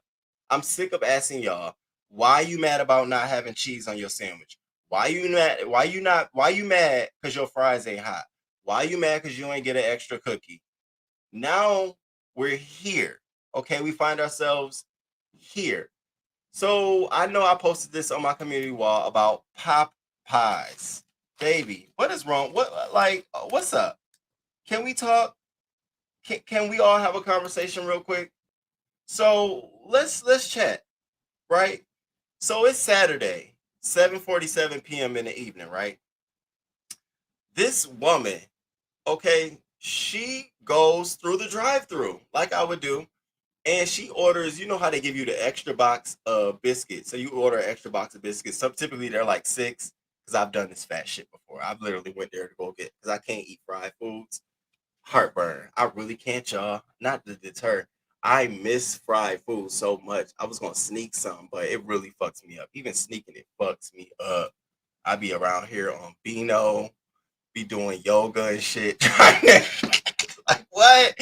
So I don't do it. But so she wanted her biscuits. So she goes, pays for her meal, drives off, okay, gets home, and realizes these bitches didn't even give me my goddamn biscuits. So she goes back up there and tell them, you ain't give me my biscuit, but she called them, you ain't give me my biscuits. And she tells them, I'm gonna ram my motherfucking SUV through your front fucking door. Y'all playing with me today. Y'all playing about my biscuits. Stop playing on my top about my fucking biscuits. So woman was not playing. Now, here's the kicker. She goes through the drive-thru. They actually give her biscuits, and she's still talking shit to them. Bitches. And so that wasn't enough. Homegirl drives her car through the front entrance of Popeyes, takes out 2 of the front doors. Thank God it stopped, because it was 2 workers that she almost hit. Baby, she backed up and drove her ass back home. Literally went back home, parked the car in the yard. Probably ate her chicken and biscuits. And police arrived on the scene. The first thing they did was look at the camera footage, get her license plate, ran the license plate, went to her house, and got this lady. And now she's arrested. And so she's been charged a felony, aggravated assault, and damage to the property. And my thing is, ma'am, all of this for some damn biscuits? Like all of this for some biscuits? We doing all of this for some biscuits? Now, y'all, Popeye's biscuits go off, especially when they take the brush and rub the butter on the top. I'd be like, give me them. I want them right there. I was waiting. I kept saying, no, I'll wait. Yes, I get it. But damn it, at that point, you wait in the car before you drive off. Like when I'm at Shake Shack, Chick-fil-A, any of them fast food restaurants, I don't drive. I'll be beep at me, bitch. I'm checking everything. I'm flipping burgers up. I'm making sure ain't no cheese, no sauce, nothing on my burger. Chick-fil-A, I want a plain burger, none of that shit. Y'all better start checking for you be in a restaurant and somebody done drove through the drive-thru on your ass. Now, no clip there. So now let's move on. At one of my favorite restaurants. So we have Chick-fil-A. I know y'all like Roman. Chick-fil-A, yes, Chick-fil-A. So it's in Charlotte, North Carolina, right? So this girl, 19-year-old, she goes through the drive-through, right? She goes through the drive-through, and she's in the drive-through, and her name is Naisha, Nyashia, Naisha. Doesn't sound like Tommy Hilfiger. Doesn't sound like Figure or Bigger. Nothing like that. Naisha. So she goes to the drive-through. She gives the man her name, and she gets to the next window, and the man who happens to be one of us was like, "You might want to check your name on there, baby." She got her cut back, and it says "B nigger." Now she was like shocked. She was stunned. She was like a little taken aback about it, but she just was like, "Okay, I'm not gonna do nothing." It wasn't until she got home and told her mom about it. Mom was like, hell, girl, sound like my auntie. Hell no. Hell no.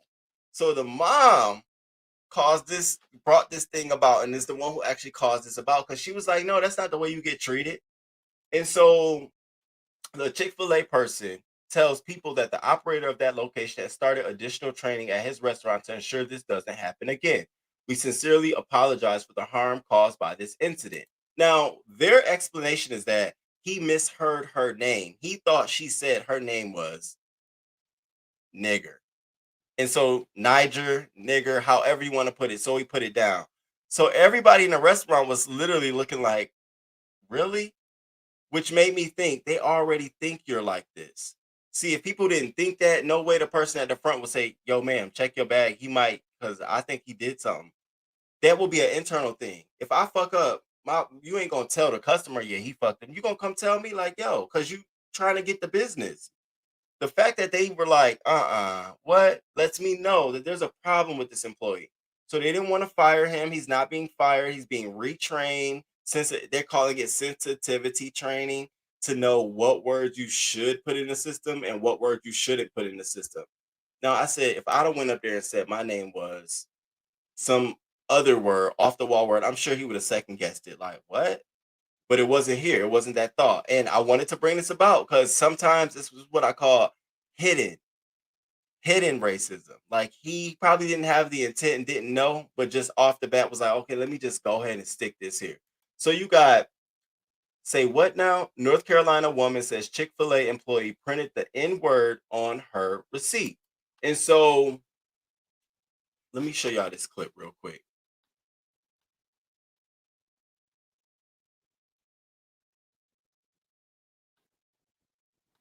Shouldn't have did it.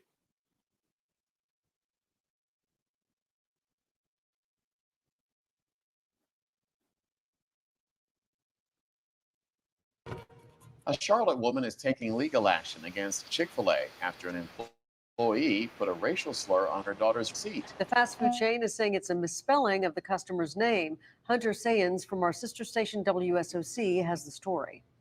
I was really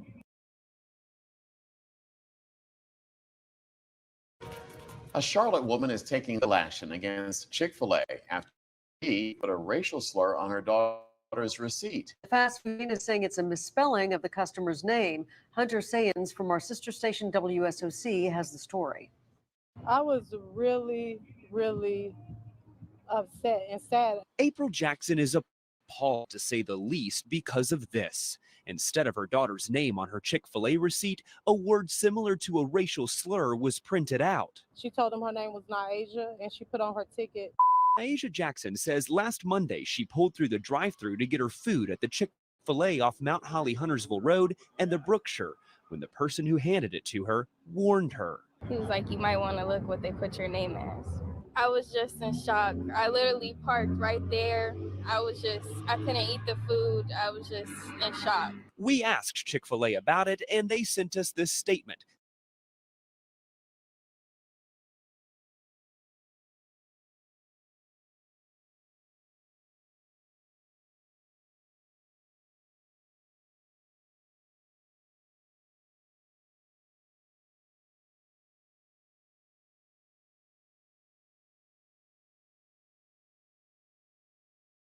Just not acting right at all.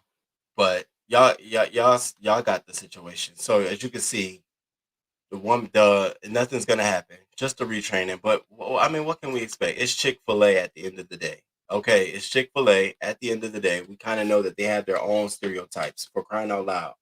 They don't even like you. It's clear that they don't like gays, So I wanted to show y'all that. Now, this last story. So have y'all shop at Save a Lot, right? Everyone, I mean, I've been in Save a Lot. It's not a store I go in all the time, but I've been in Save a Lot, right? So we got a Save a Lot in Philadelphia. And Save a Lot is one of those stores. What you see is what you get. Don't be coming in here asking for no top premium brand. We got what we got. Well, some people don't understand that shit.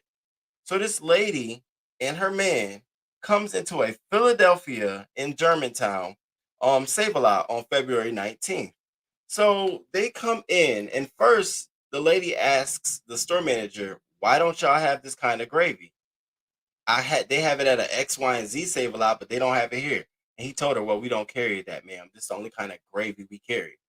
And she was like, "Well, y'all need to order this." Just going in, he kind of was like, "Well, okay, fine." He pushed it off, and so she didn't like that. She said, "What?" She get back up on him. What? God, child, this always happens. Stop, please, stop texting me, please, baby, please stop texting me. I'm gonna take my watch off. Lord Jesus. And so she up in his face, like, and he's like, "Ma'am." So he tries to let it go. She goes to the car to get her man, because at this point she pissed off about gravy. So she comes back in, and the man start pushing on him, and he start pushing on him.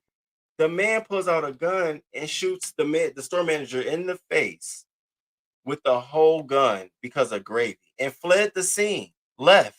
Currently to this day, they're still out there. They haven't been caught. I said, over gravy? Like, you do know that if they don't have it at this store, you can go to another store. There's no store that is obligated to carry the products we want them to carry. I don't know who thinks that they're and bitch, you're going to Save a Lot. First of all, let's just be fucking clear. You going to Save a Lot with a preference? Honey, when I tell you people be on that Bougetto, girl, you going to Save a Lot with a preference? If you don't go in there, if they got Pluto gravy, get it. They ain't got Campbell's gravy. Get the gravy they got. What the fuck you want? You mad? Hauled off mad. So we have the grocery store manager shot in the face over a dispute with customer over gravy. Now y'all gotta see this, okay? Y'all gotta see this shit. I'm gonna show it. I'm gonna stay here with y'all because it's just a clip, because they still have not caught these people to this day over gravy. I guess they're gonna be on the run for the rest of their life over some goddamn gravy. Y'all crazy.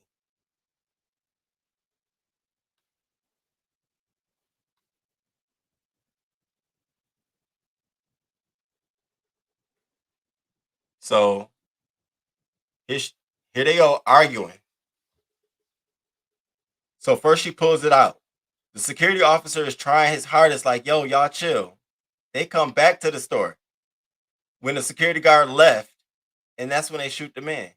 Suspect 1, a black female. Suspect 2, a black male, approximately 40 years old.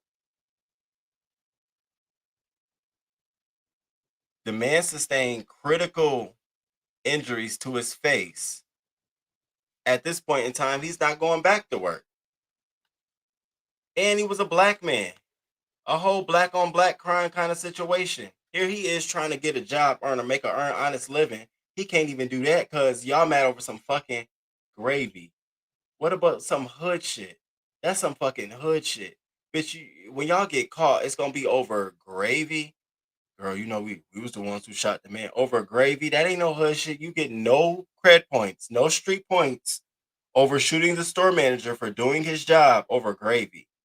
I low key on some real shit, family. If y'all shoot somebody over gravy, don't let me know and don't be on camera, because I would definitely be on some snitch type shit over gravy. Get fast and far away from me. I'm more fearful of you now, knowing that you shot over gravy, bitch. I don't want you out either. The fuck? So family of them, y'all need to be trying to protect yourselves. If they'll kill a motherfucker over gravy, just imagine You better not have they Pyrex dish. Bitch, you get shot up over gravy. What's wrong with people? Where in Georgia did this happen? I'm currently in surrounding area, and there's a Popeyes where the front is gone. That's probably it, Risa.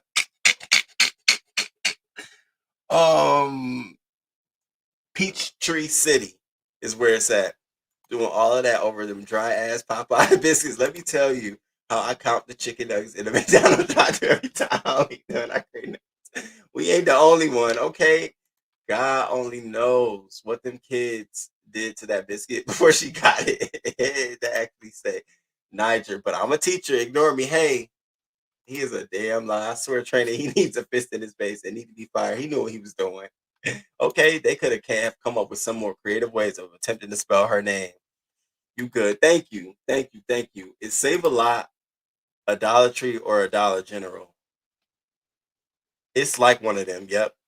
It's like, this is so sad. I don't blame her. I wouldn't have eaten that food either. I think, love, I think that was an accident. Thank you. I accidentally pressed it. Oh, okay. All right, y'all. So that's the full stories. Now, the crew, y'all asked me about this story last time, and it was about the 15-year-old who shot the news reporter and the 2-year-old girl. I mean, this story is out this fucking world, okay? So we have a Keith Moses, 19-year-old, okay? 19-year-old shoots a reporter and a 9-year-old girl killed in Orlando shooting spree. Now, I gotta break this down to y'all what happened. Let me tell y'all about this shit. So, in that day, right, 11 a.m. earlier that day in Florida, okay, there was a shooting of a woman at this residence.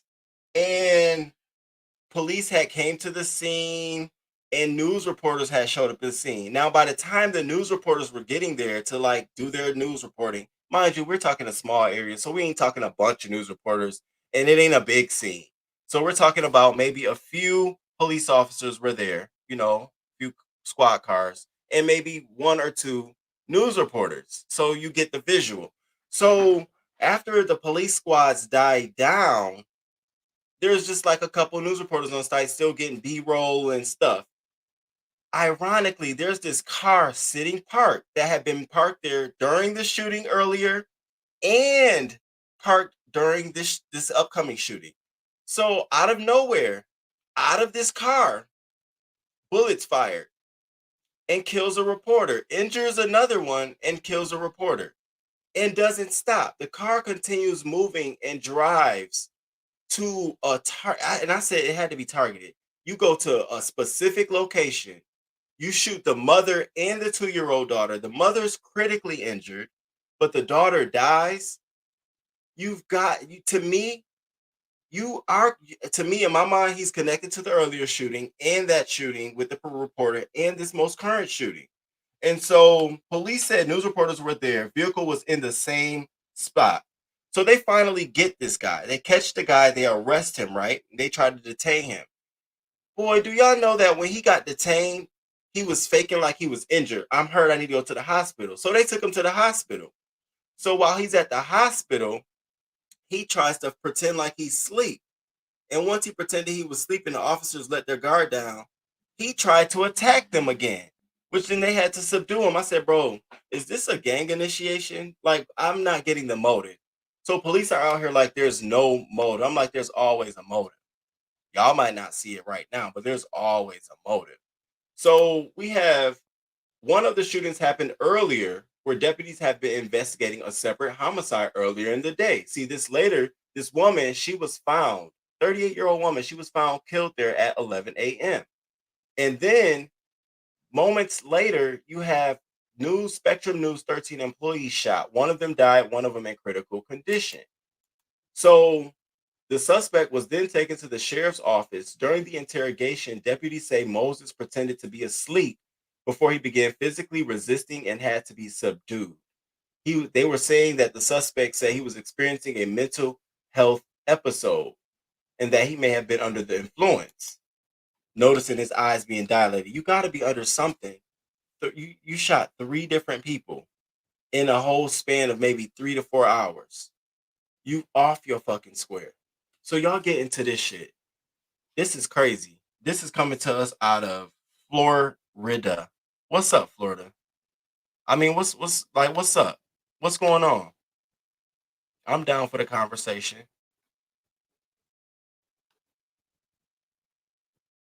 We've been developing story. This man, the one in the middle of your screen, smirking as he's escorted by deputies, is the person investigators say murdered an Orlando TV reporter, a woman, and a little girl. 2 other people are critically wounded and in the hospital. The shooting spree spanned hours, 3 different scenes. CBS 4's Naja Sherman is live in the newsroom with the latest. Naja? Lauren and Elliot, an Orlando news crew, was out doing what we all do every day, covering a story. And that's when the suspect walked up to their unmarked news vehicle and shot them. He then continued to take more lives. This is the suspect in the case, 19-year-old Keith Moses. The Orange County Sheriff's Office says he allegedly shot and killed 2 people, including an Orlando reporter and 9-year-old girl in Pine Hills outside of Orlando.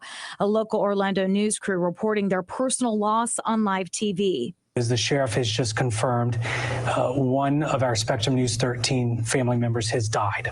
Another is in critical condition. After shooting these Spectrum News journalists, the sheriff's office says Moses went to a home where he shot a mother and her 9-year-old. The 9-year-old also died. The mother is in critical condition. Another news crew tried to give CPR to the Spectrum 13 journalists until emergency responders arrived.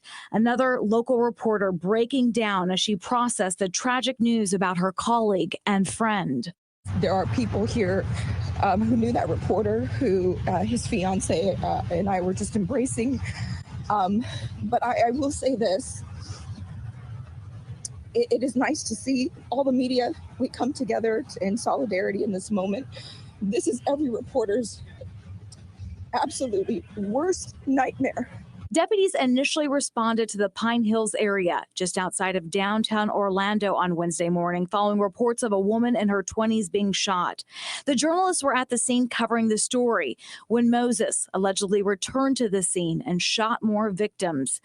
Spectrum News 13's parent company, Charter Communications, released the following statement saying, "We are deeply saddened by the loss of our colleague and the other lives senselessly taken today." Moses is already facing a murder charge for the initial victim, and charges are expected soon for the other 4 victims. He is being formally charged.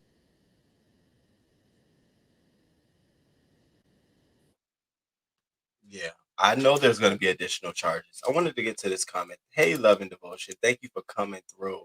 It is more to the story. When they first went in the store, the lady pulled out the gun and security grabbed it from her and escorted them out the store. Then the man came back and shot him. Why they didn't hold them and called the police when the lady pulled out the gun. Instead, they let them go back and he came back, which is a very good point, which also goes to these asset protection agencies and training. I mean, they have to upgrade their training. You almost have to teach them to be police officers. It's getting dangerous to be in these stores like this. God forbid the man came back and shot the security officer. So shout out to the crew and thank you for being here, Love and Devotion. And make sure y'all hit that like button. Now, our last local news story is a very sad story, but there's a hidden thing in this story that I want to talk about. Okay, I want to talk about it. And so we have a 15-year-old, right? Now, the 15-year-old went to bed on a Tuesday night in her house, closed her room door, cut her music up. Mom didn't hear nothing else coming out of her room. What was going on was the 15-year-old had snuck, allegedly, a boy over. A boy. Now, that happens. 15. And so here's where the story gets very allegedly and very murky. In the process of this happening, 3 boys end up showing up. 3 of them. So it's the one here on my screen, it's my far left. And then these other 2 guys, they all showed up. And so at that point, it went from just her and one guy to her and 3 guys. Now, you all use your own mind and brain. This happened at what was it? 11 p.m. at night. So the mom then comes to the daughter's room and noticed that the daughter, after these 3 guys or whatever, then they, whatever happened. They escape out the window. They left the blinds up, the windows up. It was looking like a whole crime scene. Something happened in that room. Either she refused or she didn't refuse, but she was ended up shot point blank range in the back of her head. So she lay like that all night. The mother goes and checks to see her daughter on Wednesday, and she finds that her daughter has been bleeding from the head, laying in the bed. And so the brother was asleep in the room. Nobody heard nothing. Nothing was quiet. Okay. And so the mother, called the police. The police come. Miraculously, the police find out through their investigative work, and you and I both know that involves a combination of looking at the cell phone text messages, also interviewing friends and the mother. They were able to identify acquaintances that she's known to be around. And so they arrest and find these 3 guys. Now, they leave us with no motive at this point. There's no motive, no idea of what went on, right? And so I have so many questions about this story. So you have this 15-year-old girl, and 15-year-old Georgia girl shot dead in her bed, 3 teens charged. Now, there's a lot they're not saying about this story, and I'm trying to get ahead of it, but I don't want to mess myself up. So I want y'all to hear what the mother was saying on her 911 calls as she tried to save her daughter's life when she first found her daughter. And then we're going to come back and talk about this. See, because I think there's a couple of lessons about teenage children, specifically girls. And I think there's also a lesson about breaking routines. Every night your daughter closes her door and the music is playing. A couple of nights out of a row, you need to go and open that door up. Okay, you might skip Monday, you might skip Tuesday, Wednesday, open that door up. Thursday, you might skip Friday, open that door up. Break the routine up a little bit. They should not know that I'm not a parent. I'm not a parent. I'm only looking at things that I've saw other people do and shit that I've read and heard. I'm not a parent. But I don't think that anyone, especially your child, should become accustomed to you as the parent, to their routine of their behavior. No, you should be able to dip in and dip out. I'm the parent. I'm not your best friend. But you ain't closing no doors up in here 7 o'clock at night, music loud. So y'all check this out. That's how I felt. That's how I feel about it. I ain't putting the blame on nobody, but I'm telling y'all how I feel about it. Y'all check this clip out and y'all let me know.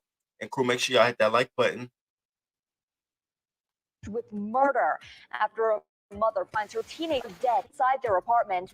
Police say they believe she was shot in the head.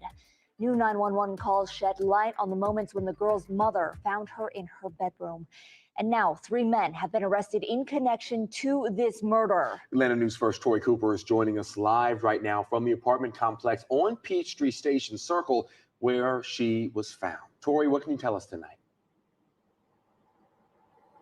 These 911 calls, guys, really show that Madison's mother did everything in her power to try to bring Madison back to life through CPR in her bedroom.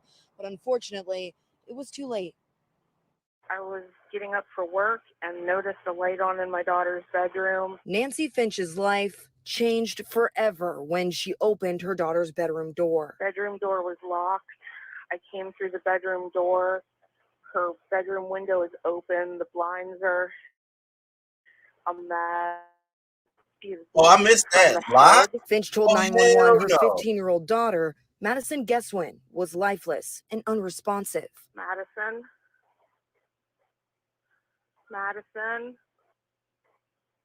I don't see her breathing.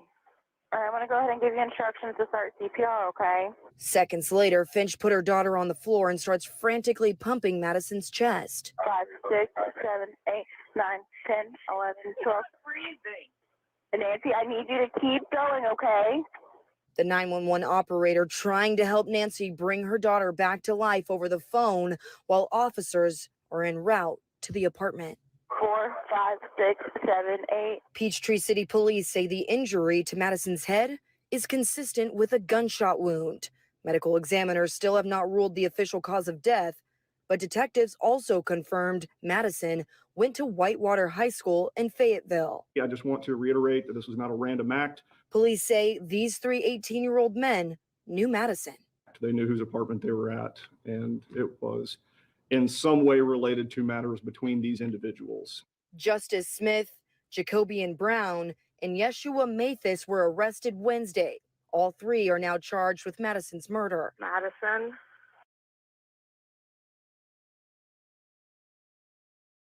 Now we got to be real. What I mean, what do you all think? Like, if you could, we see these time and time again. We talk about this stuff. What do you all think? Honestly, I absolutely think there was huge foul at play. I think that those boys came over there, absolutely foul play intentions. I also do think that there was a pattern of guys maybe coming through that window. Not saying a bunch of them, but I do think that was a pattern. I do think that the mother letting the child lock her door and close the door and turn the music up, that's a lot. I saw your comment, Risa. That I understand. I'm an introvert and definitely was a child who stayed in her room listening to music. My mama would come in and check on me periodically. I feel you on that. I feel you on that. But see, your mom would come in and check on you. I don't know if I'm gonna be doing that, like not checking on you. I'm gonna have to come in eventually. I be going in. What you doing, Eli? Oh, she didn't have a problem with us closing doors, thankfully. I know how that's triggering for some black. Well, don't you close no doors in my house. CPR is not for the faint of heart. I feel for anyone who has to do it. Oh my God, it's so sad. Why the fuck would they kill her? We're gonna stay tuned. We're gonna follow this one.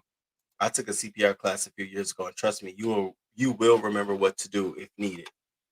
We're gonna follow this story. Rest in peace to this girl. Her name is Madison Geiswine. Rest in peace to her. And you know, my condolences to her mother for finding your daughter like this. I hope we all take the lessons from this. You know, I don't want to be hard about it, but I hope we all take the lessons, especially parents with kids, closing doors, routines. You know, even look at where your child's window is in part of the house. Like where can they come in and look at? And shit, you might not even need to go upstairs and check. You might need to just be downstairs looking at the downstairs area. Like, girl, I already done scoped the whole yard out. I know how they gotta jump and where. I'm outside looking. That's the kind of I know it's like Roman, you can't be CIA for your children, but yeah, I am. I am. I truly am. Baby, what? One of my friends' father had a ex-friend's father had a camera in the driveway. And so every time we pull, I didn't notice. Every time we pull up, I didn't notice. So one day I was in his house and I walked past his father's bedroom and he had the cameras up. And I saw where they had cameras everywhere. And I'm sitting here thinking like, I had to recount everything I played in my mind. Like, oh my God, wow. And his father was a Jehovah's Witness. So, baby, I was back in that driveway. I would be ducking like this. I already knew. But you got to do what you got to do. Protect yours. Drugs probably was involved too. I agree. I could barely crack my door. Thank you. Thank you, Brick Girl. Thank you. Thank you. Thank you.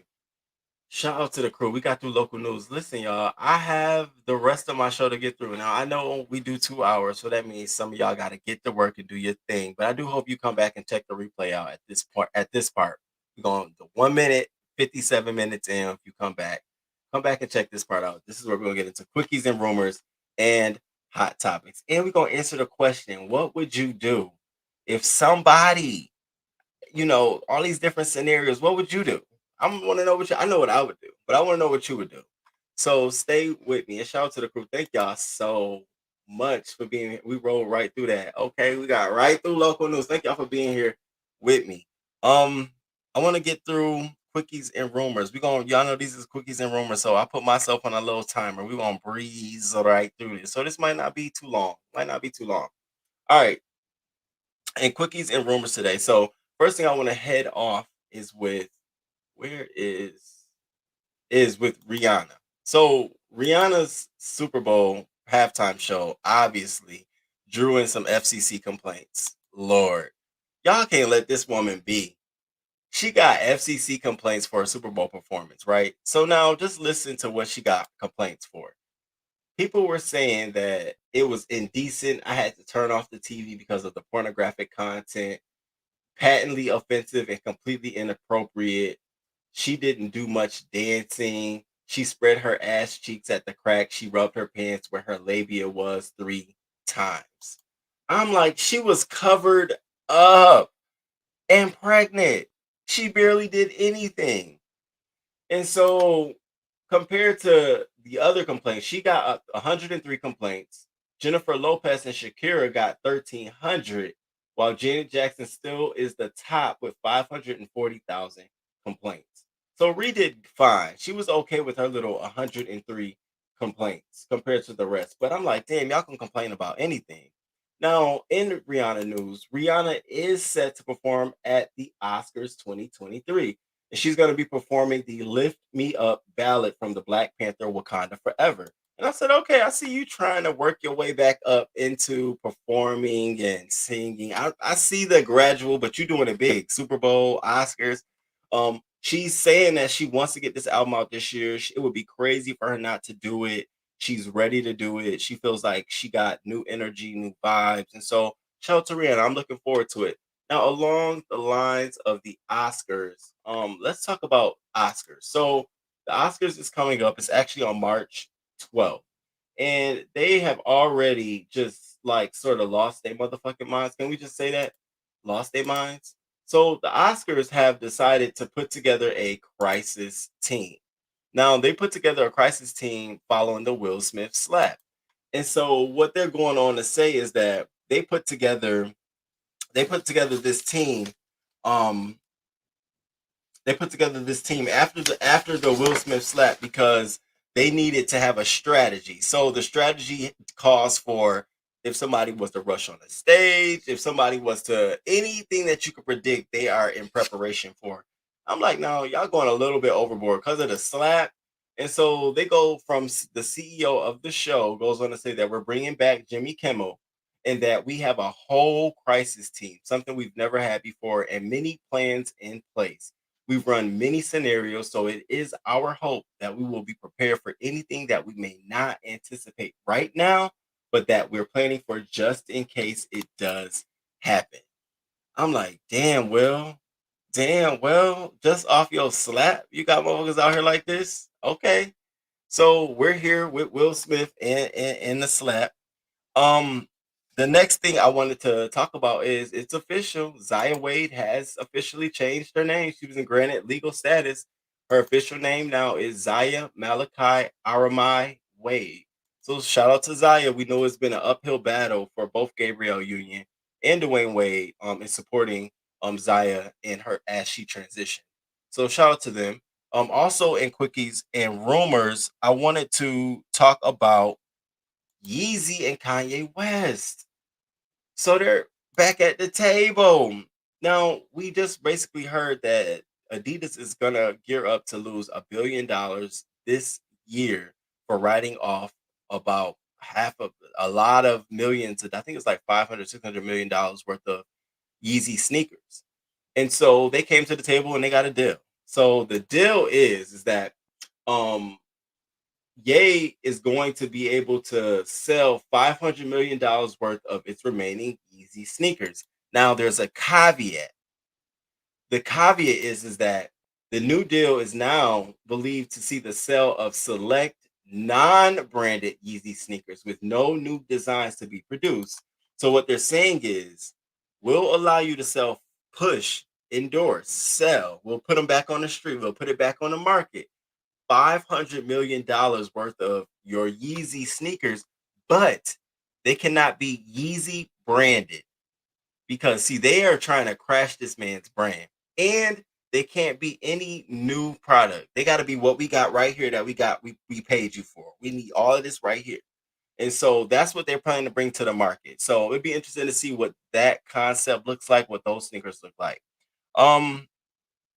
Another thing I wanted to touch on was so in quickies and rumors, I'm gonna start talking about tech stuff, adding to a little, different tech things in and what I see, whatever tech. So today, this new tech thing I wanted to talk about in Quickies and Rumors is called. It's like, have you ever FaceTime someone and blew a kiss at them or kissed them, but you wanted to actually let them feel it? Well, there's apparently a device now that you can attach to your phone that allows you to actually kiss another person and actually feel it real fucking time. I said, y'all getting freakier and freakier and freakier. So, a university in China has invented a unique kissing device, which has caused a buzz among Chinese social media users who have reacted with both intrigue and shock. The device is being advertised as a way to let long distance couples share real physical intimacy. Next, they're going to have a dick and a pussy. You heard it here. Mark my words. I'm not lying to you at all. So, y'all check this out. This device invented for long distance lovers to kiss.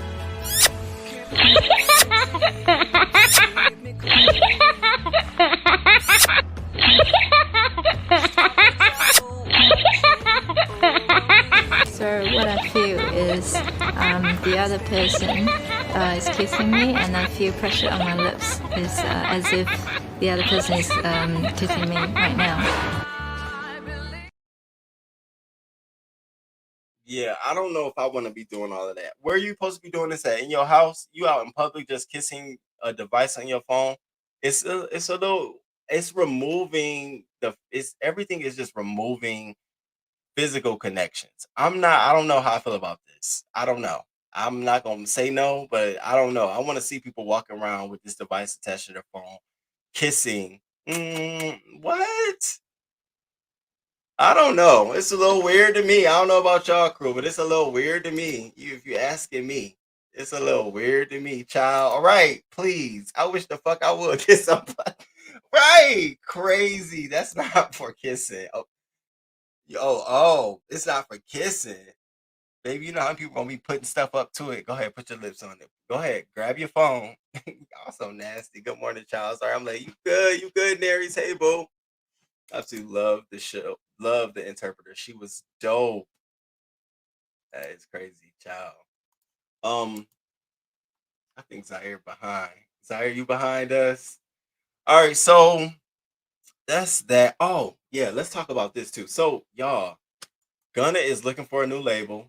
Gunna is ready to exit YSL. We already knew this. We knew this. Gunna is like, look, I can't continue on YSL with my collaborators, and they all don't want to work with me, nor the producers, the engineers, nor am I getting help. So I need to leave. Now he can't leave YSL, but what he's gonna do is move from YSL to the larger imprint, which is Atlantic, who fronts, YSL and 300 Entertainment, which fronts YSL. So it's like Atlantic, 300 Entertainment, YSL. So he's gonna go from YSL to Atlantic to see if they can help him with his music. And he's even at the point where he's saying, look, I'll still offer cut of my music to YSL, the label. I just don't want to be directly connected or underneath them, because this is his last album under that contract. But he feels like he's not getting no kind of support. And I say, damn, y'all, all because the man was trying to protect his future. What y'all want him to be sitting in captivity to this day? He's not involved. He looked like he's not involved. Let that man be. Please let that man be. So that's Gunna. Now let's talk about something else. So Migos is allegedly officially over, y'all. It's officially over. It's officially over. So Migos, Quavo reveals a new song. You know what I learned about Quavo? He puts how he feels in music. So now I've been listening to his songs with a different take, like, oh, okay, now I can appreciate some of his lyrics. So he came out with a new song called what is it called? His new song called Greatness or something like that. Greatness. Yeah, Greatness. He came out with a new song. And in the song, he got these lyrics, y'all. Came in, swept the game like a storm with the motherfucking flow. Nigga Take did that. He said of Takeoff's popularization of rap's triplet flow. So don't ask about the group. He gone. We gone. Young nigga, it can't come back. Now, did we all not notice? Like, I knew that the Migos weren't going to come back. After that whole scuffle that they did at the Grammys, I said, hell no, that's at the Grammys. There's no way that this group is going to come back. They don't, Offset and Quavo, it's like oil and water. They initially, when Takeoff was around, they didn't like each other. Offset wanted to be Beyonce low key, and Quavo was the Beyonce. They both had egos, and the only reason Offset really felt like that was because he was married to Cardi B, and he really was feeling that whole hype. I'm bringing attention. I'm bringing everything to the table.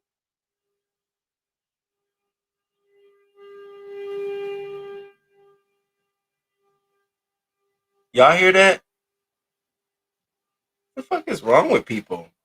So we got that. They may not be together anymore. Now, I wanted to play this too. And this goes to Gunna. This is about Gunna. No, fuck it. Fuck it. We in quickies and rumors. I gotta get through this. Quickies and rumors. And so that's Migos. I don't think they're gonna be together at all, y'all. Now, another thing that popped up was Adele. Adele is engaged. Shout out to Adele, baby. She's engaged to boyfriend Rich Paul. She said they're gonna tie the knot in the summer. News just hit this morning. I said, okay, all right. They, she got a ring. She was spotted out this weekend at something in LA. I was trying to read it before the show. And so they apparently are gonna, through her people, they're gonna be tying the knot sometime this summer. Shout out to them for that. Go ahead. True love, real love. I hope it's good. Whatever it is. King Roman hopes it's good love. Now, this last bit in quickies and rumors is Blac Chyna. So I wanted to talk about Blac Chyna real quick. It's a small, real quick clip. But I saw this and I said, now ain't this interesting? You have Tokyo Tony on her channel talking about all kind of hate, sounding crazy as hell, like she need to be committed, got her legs cocked up, rubbing her labia. Okay, rubbing her labia, doing all kind of shit, telling us all kind of stuff about Blac Chyna. Then Blac Chyna's over on Bigo collecting a bag, by the way, and she goes on to say this. And I said, this is interesting. This is telling. Are you turning over a new leaf, honey? Or what do you all think? Do you think she's turning over a new leaf, or you think she's just stunting? To pay my lawyer fees, So now that that's done, I'm not going to continue to do something that doesn't reflect me and not in a positive way, So to pay my lawyer fees. So what she? Oh, throat was so dry from talking for so long. I remember to take something to drink. So what she's talking about is her OnlyFans, and the reason that she's been doing OnlyFans was to pay her lawyer fees to sue the Kardashians. And now that that's over with, she's basically saying that she wants to give up her OnlyFans.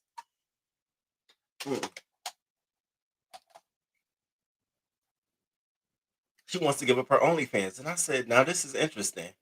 I have to commend a person for what they do that's honorable, right? I have to. Like, if this is how she truly feel, I commend her for that, right? My only thing is, what about every other aspect of your life, right? Like, what about everything else that you do? Is that also something that you're looking to change, or is this just for Bigo? So I saw it and I said, oh, this would be interesting to see how this plays out. So that's all I had in quickies and rumors. Damn. Oh yeah, you definitely behind. Just go kiss a mirror.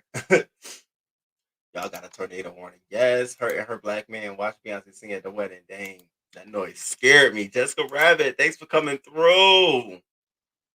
Based on music, high key Offset is the Beyonce. That's why Quavo is mad, child. They got going on outside. That's expected. Takeoff was the lyricist. Yep. Offset has improved and is a decent rapper. Quavo can't rap. Migos is done, and so is Quavo's career. Honestly, it's all because of Quavo. We can't act like he's not the problem child. Okay, period. All right, to remember, take a break. Okay, because I was just, woo. All right, y'all. So make sure y'all do this for me real quick.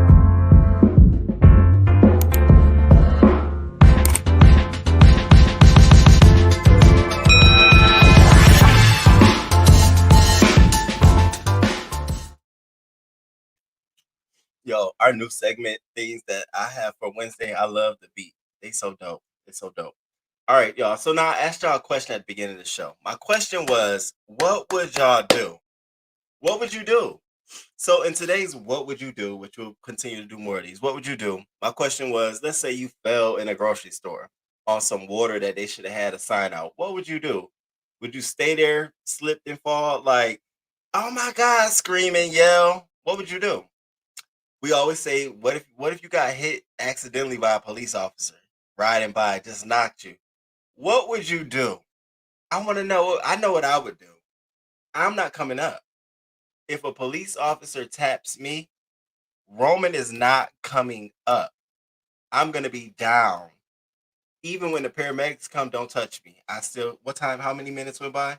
I at least need the news report to say the man was down for an exceedingly amount of time. Or what if you're in a store and this customer keeps banging the back of your foot with their cart? You done told him, like, look, ma'am, you keep bumping my cart. You know what I'm saying? Like, relax. And does it 2 or 3 more times. What would you do? I know what I would do. See, I know what I would do. But I want to know what y'all would do. And while y'all drop it in the comments what y'all would do, let's check out what some people actually did in these circumstances. And shout out to Naries for sending me clips, baby. Sending me one of the clips we're about to see. Thank you so much, Naries. I appreciate it so much. And shout out to the crew. Thank y'all for being here. Make sure y'all hit that like button for me too. Keep me up in this algorithm. All right, so clip number 1. Now, when he sent me this, when I tell you I laughed, I couldn't breathe. I said, damn it. So what would you do if a police officer hit you? Let's check out what this lady did. Shout out to the crew. 1955. Okay. 23 Word 10th and Grant waiting for a telephone. You wish to tell nobody's ordered one yet? I believe it was called on channel 1. Okay, we have 482 coming out there for the hit and run. You might wait for him. Will do. First of all, ain't no way I'm getting back up on my own and then reaching out for help. And she basically was saying, hey, I'm okay, I'm fine. What was you thinking? Watch this shit again. 1955. What? Okay. 23 Word 10th and Grant waiting for a I'm telephone. down. You wish to tell nobody's ordered one yet? I believe it was called on channel 1. What? And walk Okay, too. we have 482 coming out there for the hit and run. You You ain't might got wait no for kind him. of insurance claim or nothing. You see that police officer, he was like, oh my God, what did I do? The wrong person at the right time. Baby, I just needed to be there. I would be set for a while. Oh my God. I would have rolled over 2 or 3 times. I'd have definitely rolled close to the tires. Definitely would have. Now, what was he thinking? 1955. Okay. You know she got a headache. Grant waiting for a telephone. That head knocked. You wish to tell nobody's ordered one yet? I believe it was called on channel 1. Okay, we have 482 coming out there for the hit and run. You might wait for him. No. Will do. Not me. So let me see. What would y'all do? He could have killed her. Baby, Miss Emma about to get a bag. I don't think she is. She literally on the camera got up and walked back. It's like, oh my God, the way she flew, I was crying too. I'm currently laughing like y'all was crying. Oh my God, the whole wind would have knocked out in me. I would have stayed on the floor, my neck, my back, baby. I would have been up under the wheel. I would have been all up under there. What? Don't touch me until it's everybody here, fire department, paramedics, the police. Bitch, try to get military. Can y'all call in the National Guard? I want everybody on this shit. You got pictures? Can y'all call my cousin?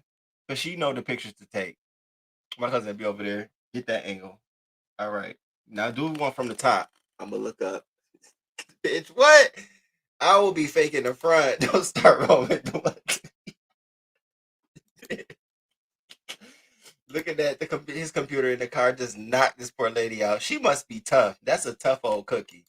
Tokyo Tony is disgusting. I see why her daughter don't want nothing to do with her. Now, y'all, So that's that. Now, my question was, what would you do if somebody bumped your foot in a store? Every time with this cart. Y'all check this shit out. Now, this right here was so uncalled for. I wouldn't do this. Now, I wouldn't do this, but I get the anger. I get the frustration. But ain't no way in fucking hell I'm going to do what happened here. And I hope nobody in the crew will. Come on. This shit was crazy. Check this out.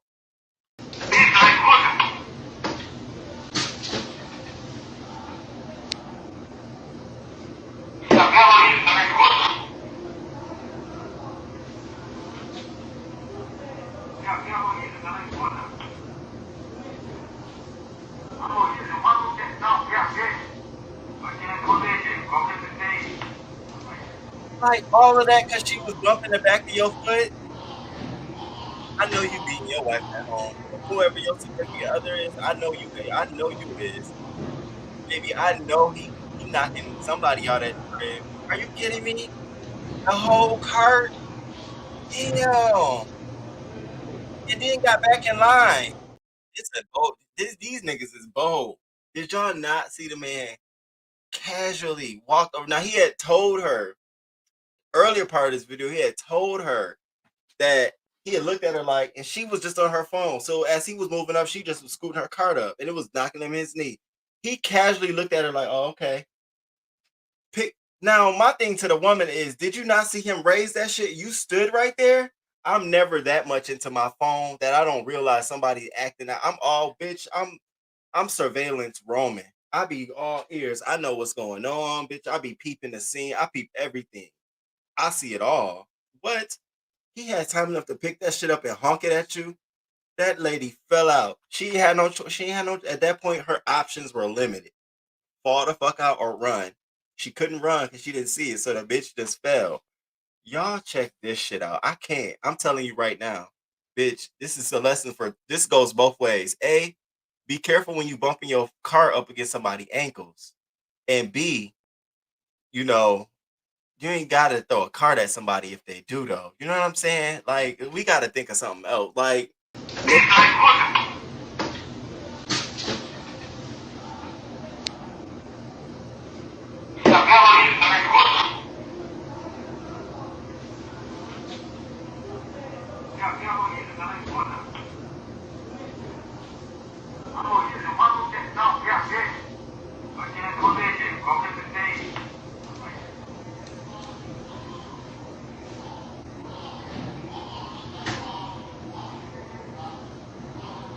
it's to get back in line for me.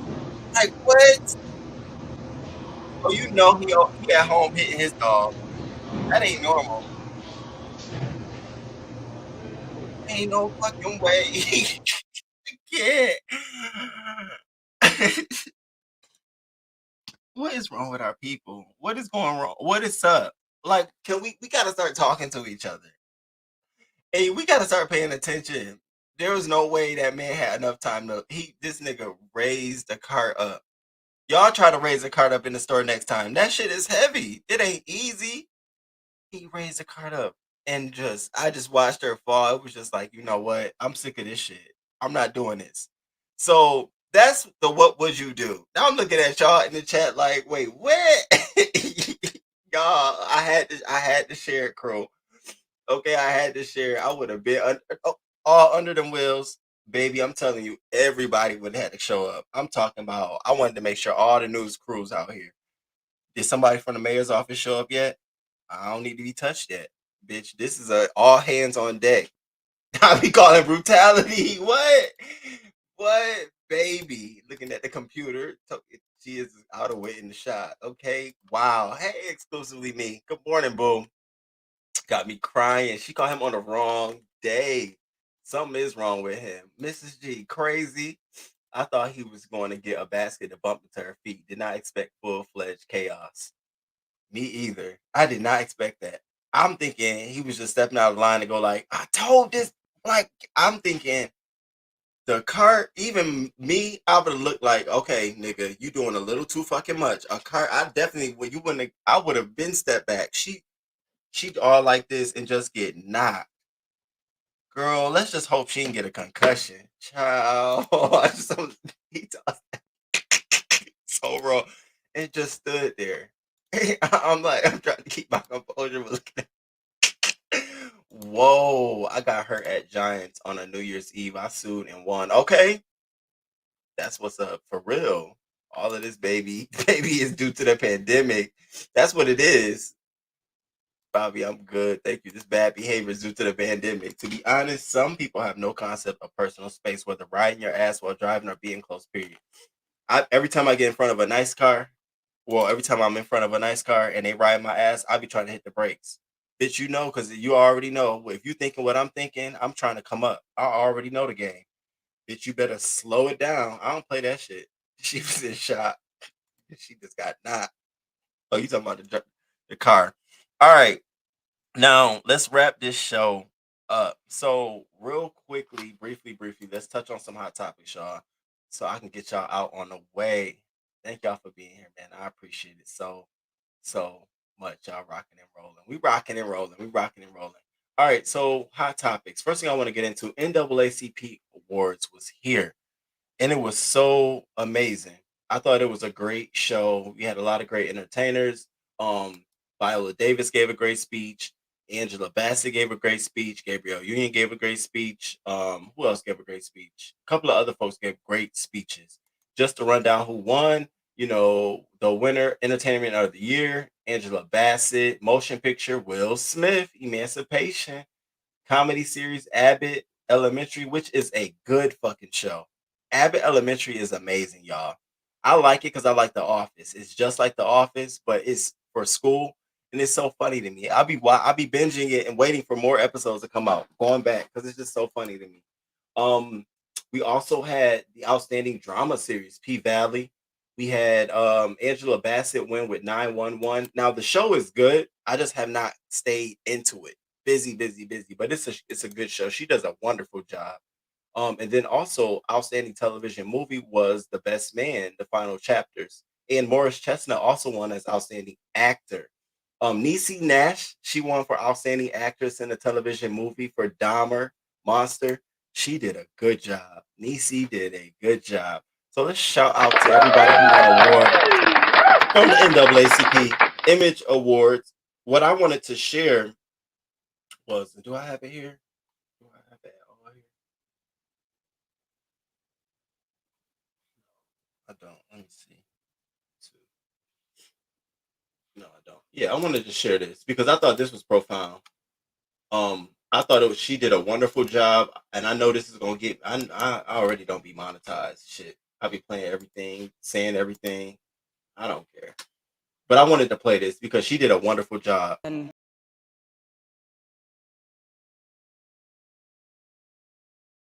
Shout out to Gabrielle Union. That was dead on. It was a great message. I felt like it was a great speech, and considering what they faced with Zaya Wade, I'm sure they understand some of the struggles, and just being able to share that with other parents, I felt like that was a great message. I'm glad that they shared it. Shout out to Gabrielle Union for that. All right, so let's keep it rolling. Let's get into our next topic. So Nick Cannon, baby. Nick Cannon on having more kids after welcoming his 12th baby. And you know what he goes on to say? Yes. Will you have more kids, Nick Cannon? Yes. Yes. His reasoning is God decides when we're done. But I believe I definitely got my hands full. And I'm so focused. I'm locked in.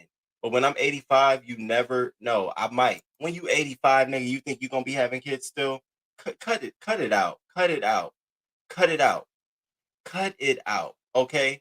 In this article, he also talks about scheduling with his babies. Because how everybody's saying is, your time management is going to be your big issue. Well, he answers that question for us. Because we always, all of us crew, we always say you don't have enough time to do that. He answers us, and we got to answer for his ass back. So check out his answer for that. Again, granted, wait, we ain't in his shoes. We ain't got to deal with the situation, but we still fucking the news crew and got an opinion. So here he go. Everybody think it's time management, but it's energy management. Once we're all aligned, the flow is a lot easier. If there's any kind of low frequencies or dissension in there, that's what messes up the scheduling. Hold the fuck up. What are we talking about? We talking about a job schedule? What? As when energy shifts, when we have bad energy, that fucks up the schedule. Nick Cannon, I would love to live in the world that Nick Cannon lives in, where he can demand that all of the parents of his children must be having positive energy on these. No one lives like that. I'm sure some of them have issues with that. You know, they not everyone can meet you at the table all on the same court the same day, no matter how well you schedule it out. That's not possible. I'm sure some of them have some issues sometimes when you want to have a meeting with them in one state and you want all the parents to either come there or go here. I'm sure there's going to be some hiccups, but that's what you call it. It ain't time management, it's energy management. Woo! Y'all in for this shit for another 18 years? Girl, that sounds like army. The can't what the fuck? As long as we're all on the same page and we all got the same goal to be the best parents we could possibly be, that works. And then the scheduling is the scheduling. Well, see, that to me sounds more logical than you talking about a scheduling is only predicted by our energies. That don't make sense to me. Say I want you as the father to be here in my state with all the kids. I can't. It's unbearable. It's almost impossible for me to manage to think that another parent thinks that. It's up to you. I hate to see that you shifting that blame to these other mothers like we are. No, nigga, you have to. They ain't raising no other kids. Yes, they want the best for their children, but being able to provide them to you to do so, it's up to you. You can't be trying to. I see the shift. That's all your nut, right? And they do their part with their babies, right? Don't shift that shit just because you think you can. Ugh. And you gonna keep until you're 86. Listen, do what you do. I'm just saying, it just sounds creepy as fuck to me. It sounds creepy and low-key disrespectful. Energy. The fuck? I like Nick so much until the baby factory. He has created so many broken homes. Everything is funny until it hits your house, okay? First of all, why you so close up on somebody? Oh, you are behind. This is why I always say black people will never truly be free. She's talking to a good chunk of our community. They will fight for rights up until it gets to non-heterosexual folks. You're right. I like Niecy Nash. She cool by me. Morris can get all of it, baby. What? What? Risa. Girl. Come on now. That's a given. What? So yeah. Nick Cannon, get your shit together. Now, can we get into this? The worst fight of the decade? Natalie Nunn versus Tommy Lee. Nunn dominates rival in shambolic bout on Floyd Mayweather's undercard. Now, so let's talk about this, right? So we had the fight. We got the fight, and it was with versus Tommy Lee at the O2 Arena. Now, if you haven't been watching them leading up to this, there's been scuffles. We even talked about, Tommy Lee, slapping Natalie, and then, all of this other, all of this other stuff, them going back and forth, especially on their show. Well, come to find out, all of that was just a ploy for them to hype up this fight. Because at the end of the day, what do people want to see when two people hate each other? They want to see them fight, right? So they have boxing matches, and celebrities have taken a hold to that. When you see, if Nicki and Cardi didn't like each other, but they was willing to box, you know how many people would come to that and pay for it? Well, that wasn't the same at this one. So Natalie Nunn and Tommy Lee got into the ring, right? Tommy Lee did no defending herself. She didn't fight back. She didn't do nothing. She literally just was standing there. And it was so pitiful because the ref was finna call plays on Tommy Lee because of some shit her people were doing in the corner. Huh? So you can kind of get the sense as you're watching it that it was staged. Like it's literally staged so that Natalie can win. And I found out why. Because Tommy Lee came out and responded. Now, at this match, after the fight, they were all hugged up on each other afterwards, arm around each other. Woo! I'm like, look at this shit. I'm glad I didn't pay the $30. And by the looks of it, the O2 Arena can fill 20,000 people. They said that they had the whole entire top section. It was less than 500 seats sold at this entire event. I said, fake ass beef. A lot of people caught on early. So y'all check out this clip. Fake ass shit. I'm glad I didn't pay. I could wait for the clips. I could definitely wait for the clips. Headlock! Come on now. Swing! Ooh! Come on, Nat. Daily, we've got obviously three celebrities here. Natalie is really going for it. Tommy's seeing a little dizzy. Ooh! Come on, Matt. She about to knock this bitch Nuveneers out her goddamn mouth. I don't know what's going on with Tommy, but she seems a little distracted, a little bit of lost. Cause she high. Did Tommy take a couple shots before the fight? Y'all, something going on with Tommy. Okay. No, for real. She's either drunk or on something. Right now, it seems to me. She got the she got the crowd. You gonna help her? I'm seeing a lot. Come on, Nat. Come on, Natalie. Hold on, I want to cut these comments on so bad. Come on, Natalie. I want to cut these comments. Natalie is feeling the pressure. She's feeling the pressure of the expectation, so she's pushing forward hard and strong. And it's Tommy needed something because of that. Natalie. Yes, the best fight in 2019 in Texas. What is going on? But she on something, y'all. This is not cute. I don't know. Right now, I'm seeing a lot of sportsmanship. We have come on, Nat. Ponytails swinging. Ponytails are swinging. Referees just stepped in, and that is a break. Ponytails flying. So whack. They called the game. They didn't even have a third round. They called the game in the second round. So come to find out, of course it was staged. It was staged because Tommy brought her ass out here and responded, all right, you got your bag off the first one. I'm sure Tommy got paid to lose. So she comes out here and says this, chess not checkers, what the rematch worth. Clearly, now they're setting it up for a rematch where Tommy will win and Tommy will get the coin, get the bag, or whatever the case may be. But I see this, I see the setup. I see the play. I see the play. So we got that shit. Now, I'm not watching. I'm not watching the second one, bitch. Y'all need to go fight on the street and record that shit and put it online. Bitch, go to Facebook Live and fight. At this point, I don't give a fuck. Like, what? To watch y'all fight again? Girl, you got me once, and I didn't even pay. I'm over it. Completely over it. Now, this next story in Hot Topics is Wendy Williams.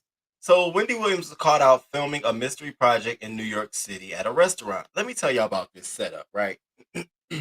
So on Tuesday, Wendy Williams shows up at this restaurant. Now, she had her staff there already. Staff. So she had her staff there, right? They were already there at the restaurant. So they showed up and she was going to give them this major health announcement.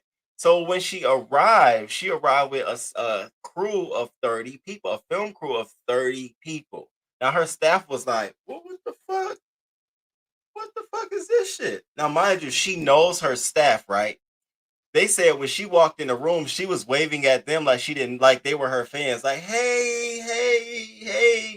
for the film. And so they were sitting there looking like, this bitch, what? Girl, if you don't sit your ass down somewhere. So at this meeting, apparently she was like, I went to my doctor, to get everything's fine. I can't believe it. He told me I'm 138 pounds.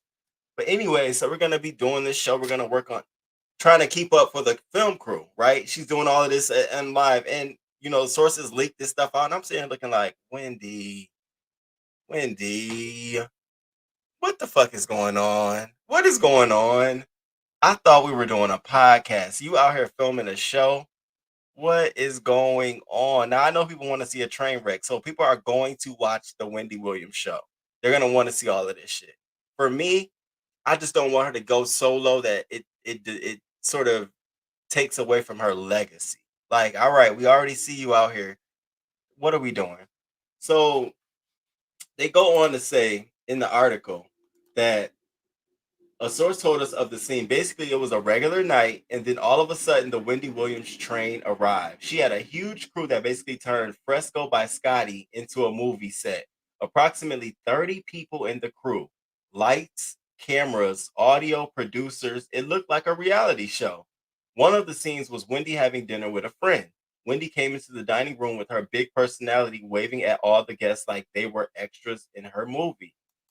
And I said, whatever it is, long as it's not Zeus at this point, please, not Zeus. I'll even go for a YouTube show. Put that shit on YouTube, edit it up. We'll go out, I'll drop a few dollars down there for you. I ain't too above that.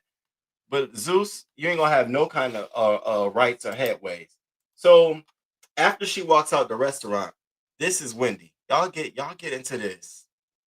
Y'all get into our girl. She the originator of Hot Topics. Y'all get into her.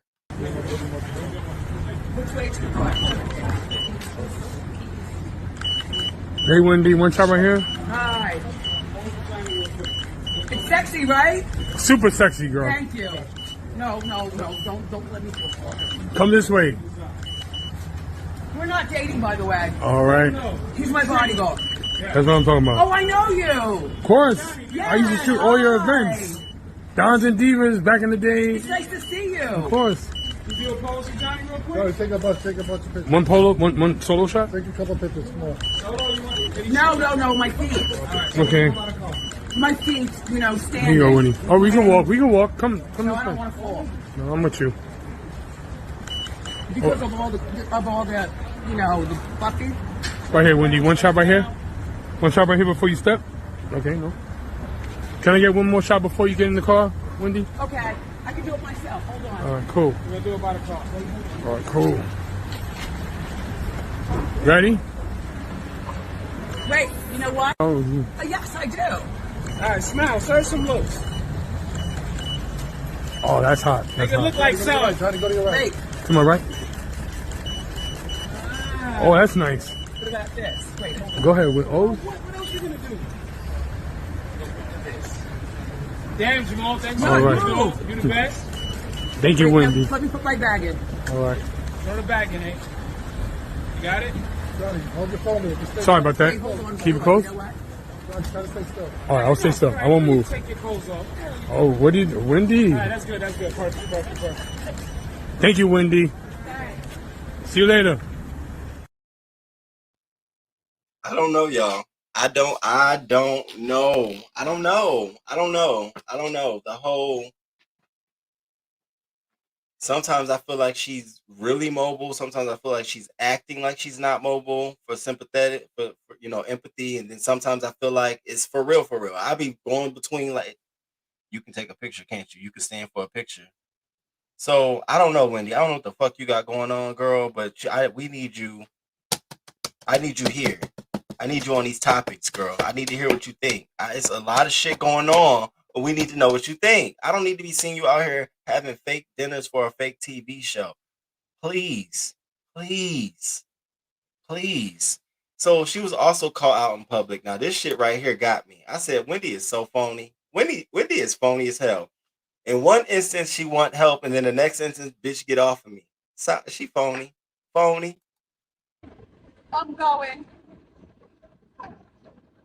Somebody help me. I help you. We need help, you know? No. Okay. No. And this is why you don't have no friends, Wendy. Fix your attitude, girl. The girl was trying to help you. I can't believe her. I'm going. Somebody help me. I help you. We need help, you know? No. Okay. No. Bitch. I can hear. What a bitch. I can hear my friend. What a bitch. Dang, Wendy. Just trying to help you, baby. That's all. Is that Fates? Hey, Fates. King Roman News giving shade to Wendy. I thought she is my girl, but sometimes you got to shade your girl so they can understand. This is real shade. When you hear it from other people and your friend, you got to take that to heart. Like I'm telling you out here looking crazy. You got to take that to heart. Let's relax. We doing a little too much. Fake cameras, the fake meeting, the waving at your staff. Like, girl, you know me. You just called me and told me to meet here. Why you in here? I can see me now. I'll be waving back. Hi. The fuck is this shit? Wendy about to ruin that legacy. That's what I'm afraid of. Hey, Fates.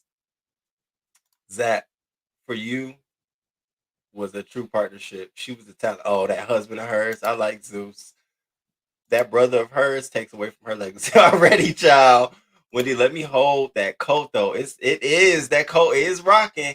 She had a combination of Gucci, Louis, and Fendi on. I said, okay, girl, for the trifecta. Wendy is just so weird, just nuts. I really feel bad for her. Something is wrong with her. She looked like death walking. Did you see it? I'm like, girl, are you finna fall? Or are you acting? I hate to be that way. You be like, are you okay or are you just playing? You got to stand back and look at a bitch for a minute, like, oh, you really need help. I didn't know. I saw you walking for a minute, then you started stilting. Um, Child, Wendy told that bodyguard to move. You saw that, right? Oh, you don't need me now. I think she wanted help from a man, like in her career or in general. No, that sounds like something I would say. Wendy is a mess. Where's Faith? You see, she got the name change. It's Toby. Hey, boo. All right, our last hot topic story is a story of true lesson. It's a story that I live by. It's how I love to defeat like haters and enemies, and this is the best form of revenge because you're not really doing nothing but being yourself. So our last story of today, and make sure y'all hit that like button, y'all. I hope I got at least 40 likes. I hope I got at least 40 likes, y'all. Thank y'all for being here. I know it's a little bit longer, but I owe this to y'all because I wasn't here last week. We had a hot show. It was a really good show. Thank y'all. I really do appreciate it. So Michael B. Jordan. Michael B. Jordan calls out red carpet reporter over corny comment. Now, here's the funny thing, right? So the reporter on the floor at this premiere of the Creed 3 film, her name is Lori L. She went to high school with him. And when she went to high school, she had previously on another broadcast of hers, she was talking about, oh, he was corny, he was whack. You know, he walked around with this headshot around school like he was somebody and all of this good stuff. So, this is what she said on the podcast. You know what was so crazy? I went to school with Michael B. Jordan at a point in my life. And to be honest with you, we teased him all the damn time because his name was Michael Jordan. Let's start there. And he was no Michael Jordan. And he also would come to school with a headshot. We lived in Newark. That's the hood. We would make fun of him like, what you gonna do with your stupid headshot? And now look at him. I love that form. That's the best. I wanted to end on this story. That's the best form of revenge. Let nigga shit on you. Do the work. Even though the work may look poor, bad, whatever to anybody else.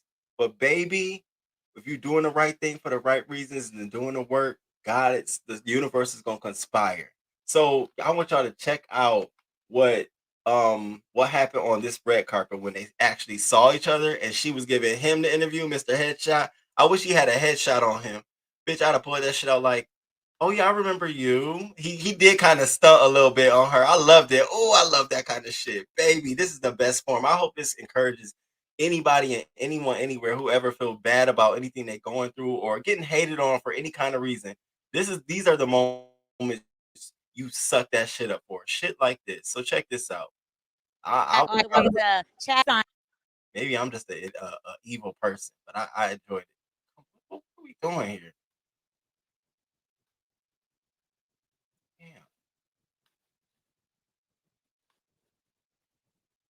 On the Hustle Show, we got Michael B. Jordan, director and the star of Creed 3. And, we know each other. We go way back all the way to Chad Science in Newark, okay? I did not say that. Misquoted for sure. No, you did not hear me say. I said we used to make fun of the name. But yeah, he is obviously killing things out here. How is the difference between you actually directing and working with the same people that you were directed with versus? It was awesome. It's a family vibe. Last nine years of my life, I spent on the Creed films. They're very supportive. Tessa, Felicia, Rashad, Wood Harris, people that see me grow up.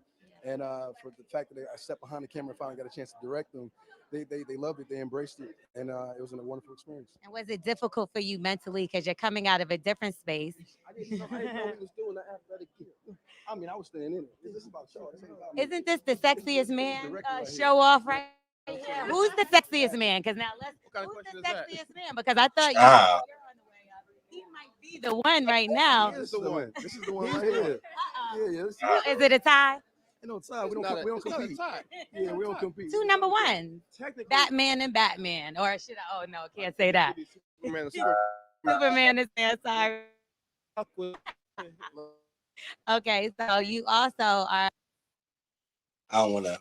know she's gonna strike me, but don't they look very yum, delicious? Shout out to Michael B. Jordan for handle his composure and saying, "Corny, right? Corny, right? I was corny, right? And you're here interviewing me." That's the best form. That's the best way. If there's anything to walk away with watching that, watching this man go from what they said, describe what she described him as to now, and you're on the carpet interviewing me. Now, granted, she's doing something I want to do. You know, you're on the red carpet doing the interview. So shout out to you. But it also is a lesson in that, you know. Be careful who you hating on. Be careful who you dimming, who light you dimming. Be careful because the same person who light you're dimming today and the same person you hating on today, this goes to me too. The same motherfucker I'm wishing bad on can be the person that you're gonna be interviewing or asking a question for or whatever tomorrow. So we got to be mindful of that. And I know this is a world we all live in, all crazy shit. You got to be realistic, but that was a really good moment, and I wanted to end the show on that. Shout out to the crew. Oh my God! Shout out to the crew. Woo! Hope y'all hit that like button. I want to just go back to this quote of the day. Okay, our quote of the day today was, and it was a really good quote. You are stronger than you think. Those painful moments that hurt you in the past were meant for you so you could become stronger than ever before. Remember that. Don't ever feel bad about your shit I go through. That's why I'll be like, bitch, docs. Okay, shit I went through. I'm either over that. Now look at me. I don't care. You know, certain things about yourself, just be proud of it that you got through it. You may be in the thick of stuff right now. You just can't see, but just know that whatever struggle you're going through now, when you get out of it, that's a lesson. You just went through something somebody else didn't go through. And we all got to take that about ourselves. We're self learning every day. You learn about yourself all the time. You can teach yourself about yourself, you know, what mistakes. So I thought that was a great quote. And then also, our organization of today was Young, Black, and Lit. Okay. This is an organization out of Illinois from this cute couple, very cute couple. She was looking in the library for about 30 minutes looking for a book for her daughter, a book basically around Black girls. Took her 30 minutes. And when she found one, it wasn't the right one. So she started an initiative to collect books for Black girls. And her husband thought it was a great idea, bought into it. Now they have a whole nonprofit where they do nothing but provide books to Black children nationwide as well as in their community, Illinois. I think that's amazing. I think that's amazing. They do pop-up shops. You can volunteer to do a pop-up shop if you're in their community or wherever they are. You can also send them books too. They have an address on their website. I dropped the address in the earlier part of the stream, and it never hurts to drop it again. You know what I'm saying? It never hurts. Shout out to Young, Black, and Lit. And I hope they do get a chance to see. I'd be hoping these folks get a chance to see the live and see the support that people are. We see you, girl. We see you. It ain't like we actually have to do the work to find you. It ain't like I can go to Google and type in, okay, give me a organization dedicated to education for youth. I literally had to do the work to find you. And when I found you, I was very, very happy about it. And then also their impact. Okay, 54,571 books distributed since May 2018. There are some school districts who don't have that many books in a certain school, let alone a certain population of their school district. So for them to have done that on their own, that was great to me. And like I said, I could write a great grant for y'all if y'all need it. Y'all have that impact is good. All I got to do is put a narrative behind that impact, a daily narrative. Then we get to a quantity narrative and a qualitative narrative, honey. Throwing a little bit of statistics. Baby, what, girl? I'll be down to help y'all, okay? And then I always be switching screens. And then so we gifted them today $25. Thank you for your generous contribution to Young, Black, and Lit. Of course. Of course, of course. And thank y'all. Okay. Thank y'all. I think we had a really, really great show today. Let me just double check. We cover everything. Maybe we cover everything. Tommy, Gay, Brielle, Rich. Then we got into local news. You got to go back up top. I'm not gonna do a recap, but you know I'm gonna chop it up and upload them. Thank y'all, crew, for being here. It's 30 folks still here. Please make sure y'all hit that like. We're gonna be live on Wednesday. We back to our regularly schedule, and I'm trying to do my closer to 6:30 as possible so y'all can get in and get out. Today was a little longer. I owed y'all some time. Okay. But I hope y'all enjoy the rest of y'all day. Shout out to the crew. Thank y'all for being here. He was tired of her phony ass. Corny was that whack ass blonde wig. Okay, you saw him corny. Okay, Lamone, shout out to Lamone. Yeah, she had no room to talk. He threw her energy off. He did. He got her together. He was like, corny, corny. Some shit I would do at my high school reunion. Right? Okay, okay, bitch. Good. Thank you, Zap. Thank you. I appreciate it. She need to put some pants on. She look ridiculous. Thank you, Bobby. Thank you. She definitely need a care provider. I love seeing people so nice things in the community. Me too. Thank y'all. Good to know, King Roman. I'm sure your grants be on point. Baby, it take me a long time. That's the one thing I hear back when I get feedback from my grants is that, maybe if we could speed up the time. And it's like, because I work with organizations who are either newly started or restructuring, it requires you to have to do a little bit more of building a narrative, like futuristically. So it takes a deeper dive. And I tell them up front, listen, I build out time for me. You want to, let's say, a $500,000 grant. I'm telling you out the gate, you're going to have to give me about 2 to 3 months. You're going to have to, because I don't want no failed grant. And then sometimes you're working up against a deadline. I always tell people, do not do no deadline with me. Because then I have to put everything in my life on the back burner. Like I don't work. I got to put everything on the back burner to rush a deadline. Unless you paying if you giving me by the hour, and we talking triple. We in okay. I take a couple of days off work, knock this bitch out. But no. But for these organizations we doing here during Black History Month, free of charge, baby. I would be willing to do it just to get it out the door. They would just have to give me time. So, all right, crew, I got to get out of here and start my day. Shout out to y'all. Thank y'all for being here. I hope y'all hit the like. I hope y'all enjoyed the show today. It was a lot, I know, but we got through it. And replay crew, you thought I forgot about you? If you made it to this point right here, thank you. And I hope you join us. I hope you subscribe to the channel, and I hope you hit the like button. It takes a lot to do this. And so I hope you join us and stay with us. Stay tuned. We'll be back on Wednesday. On Wednesday, I'll have all the new segment, transitions and all that good stuff. He did a good job. He kept my little theme format. So we'll have that. I'm excited to show y'all because the music to me is really, really great. It's a little professional looking. I like that. So shout out to y'all. Thank y'all for holding me down. I will see y'all in these streets, and I will see y'all on Wednesday. And until next time, crew, until next time, deuces.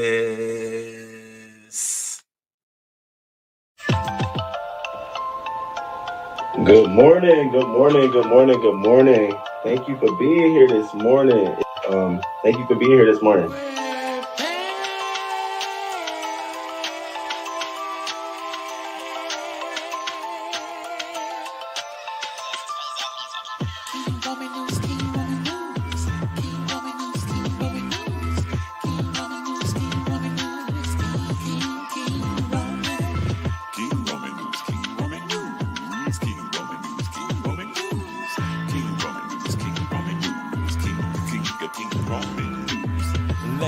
Let's go.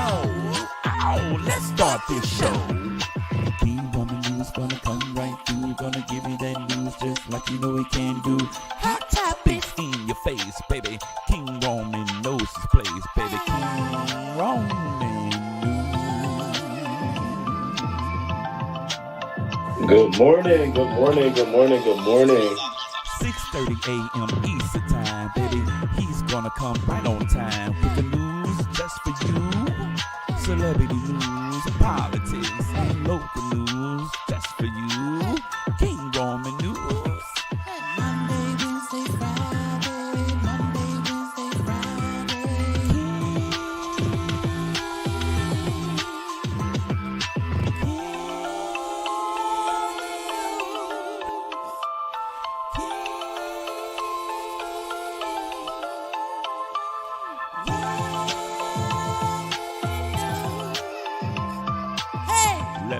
Let's go. Hey, let's start this show. King Roman News, coming just for you. King Roman News, coming just for you. 6:30 a.m.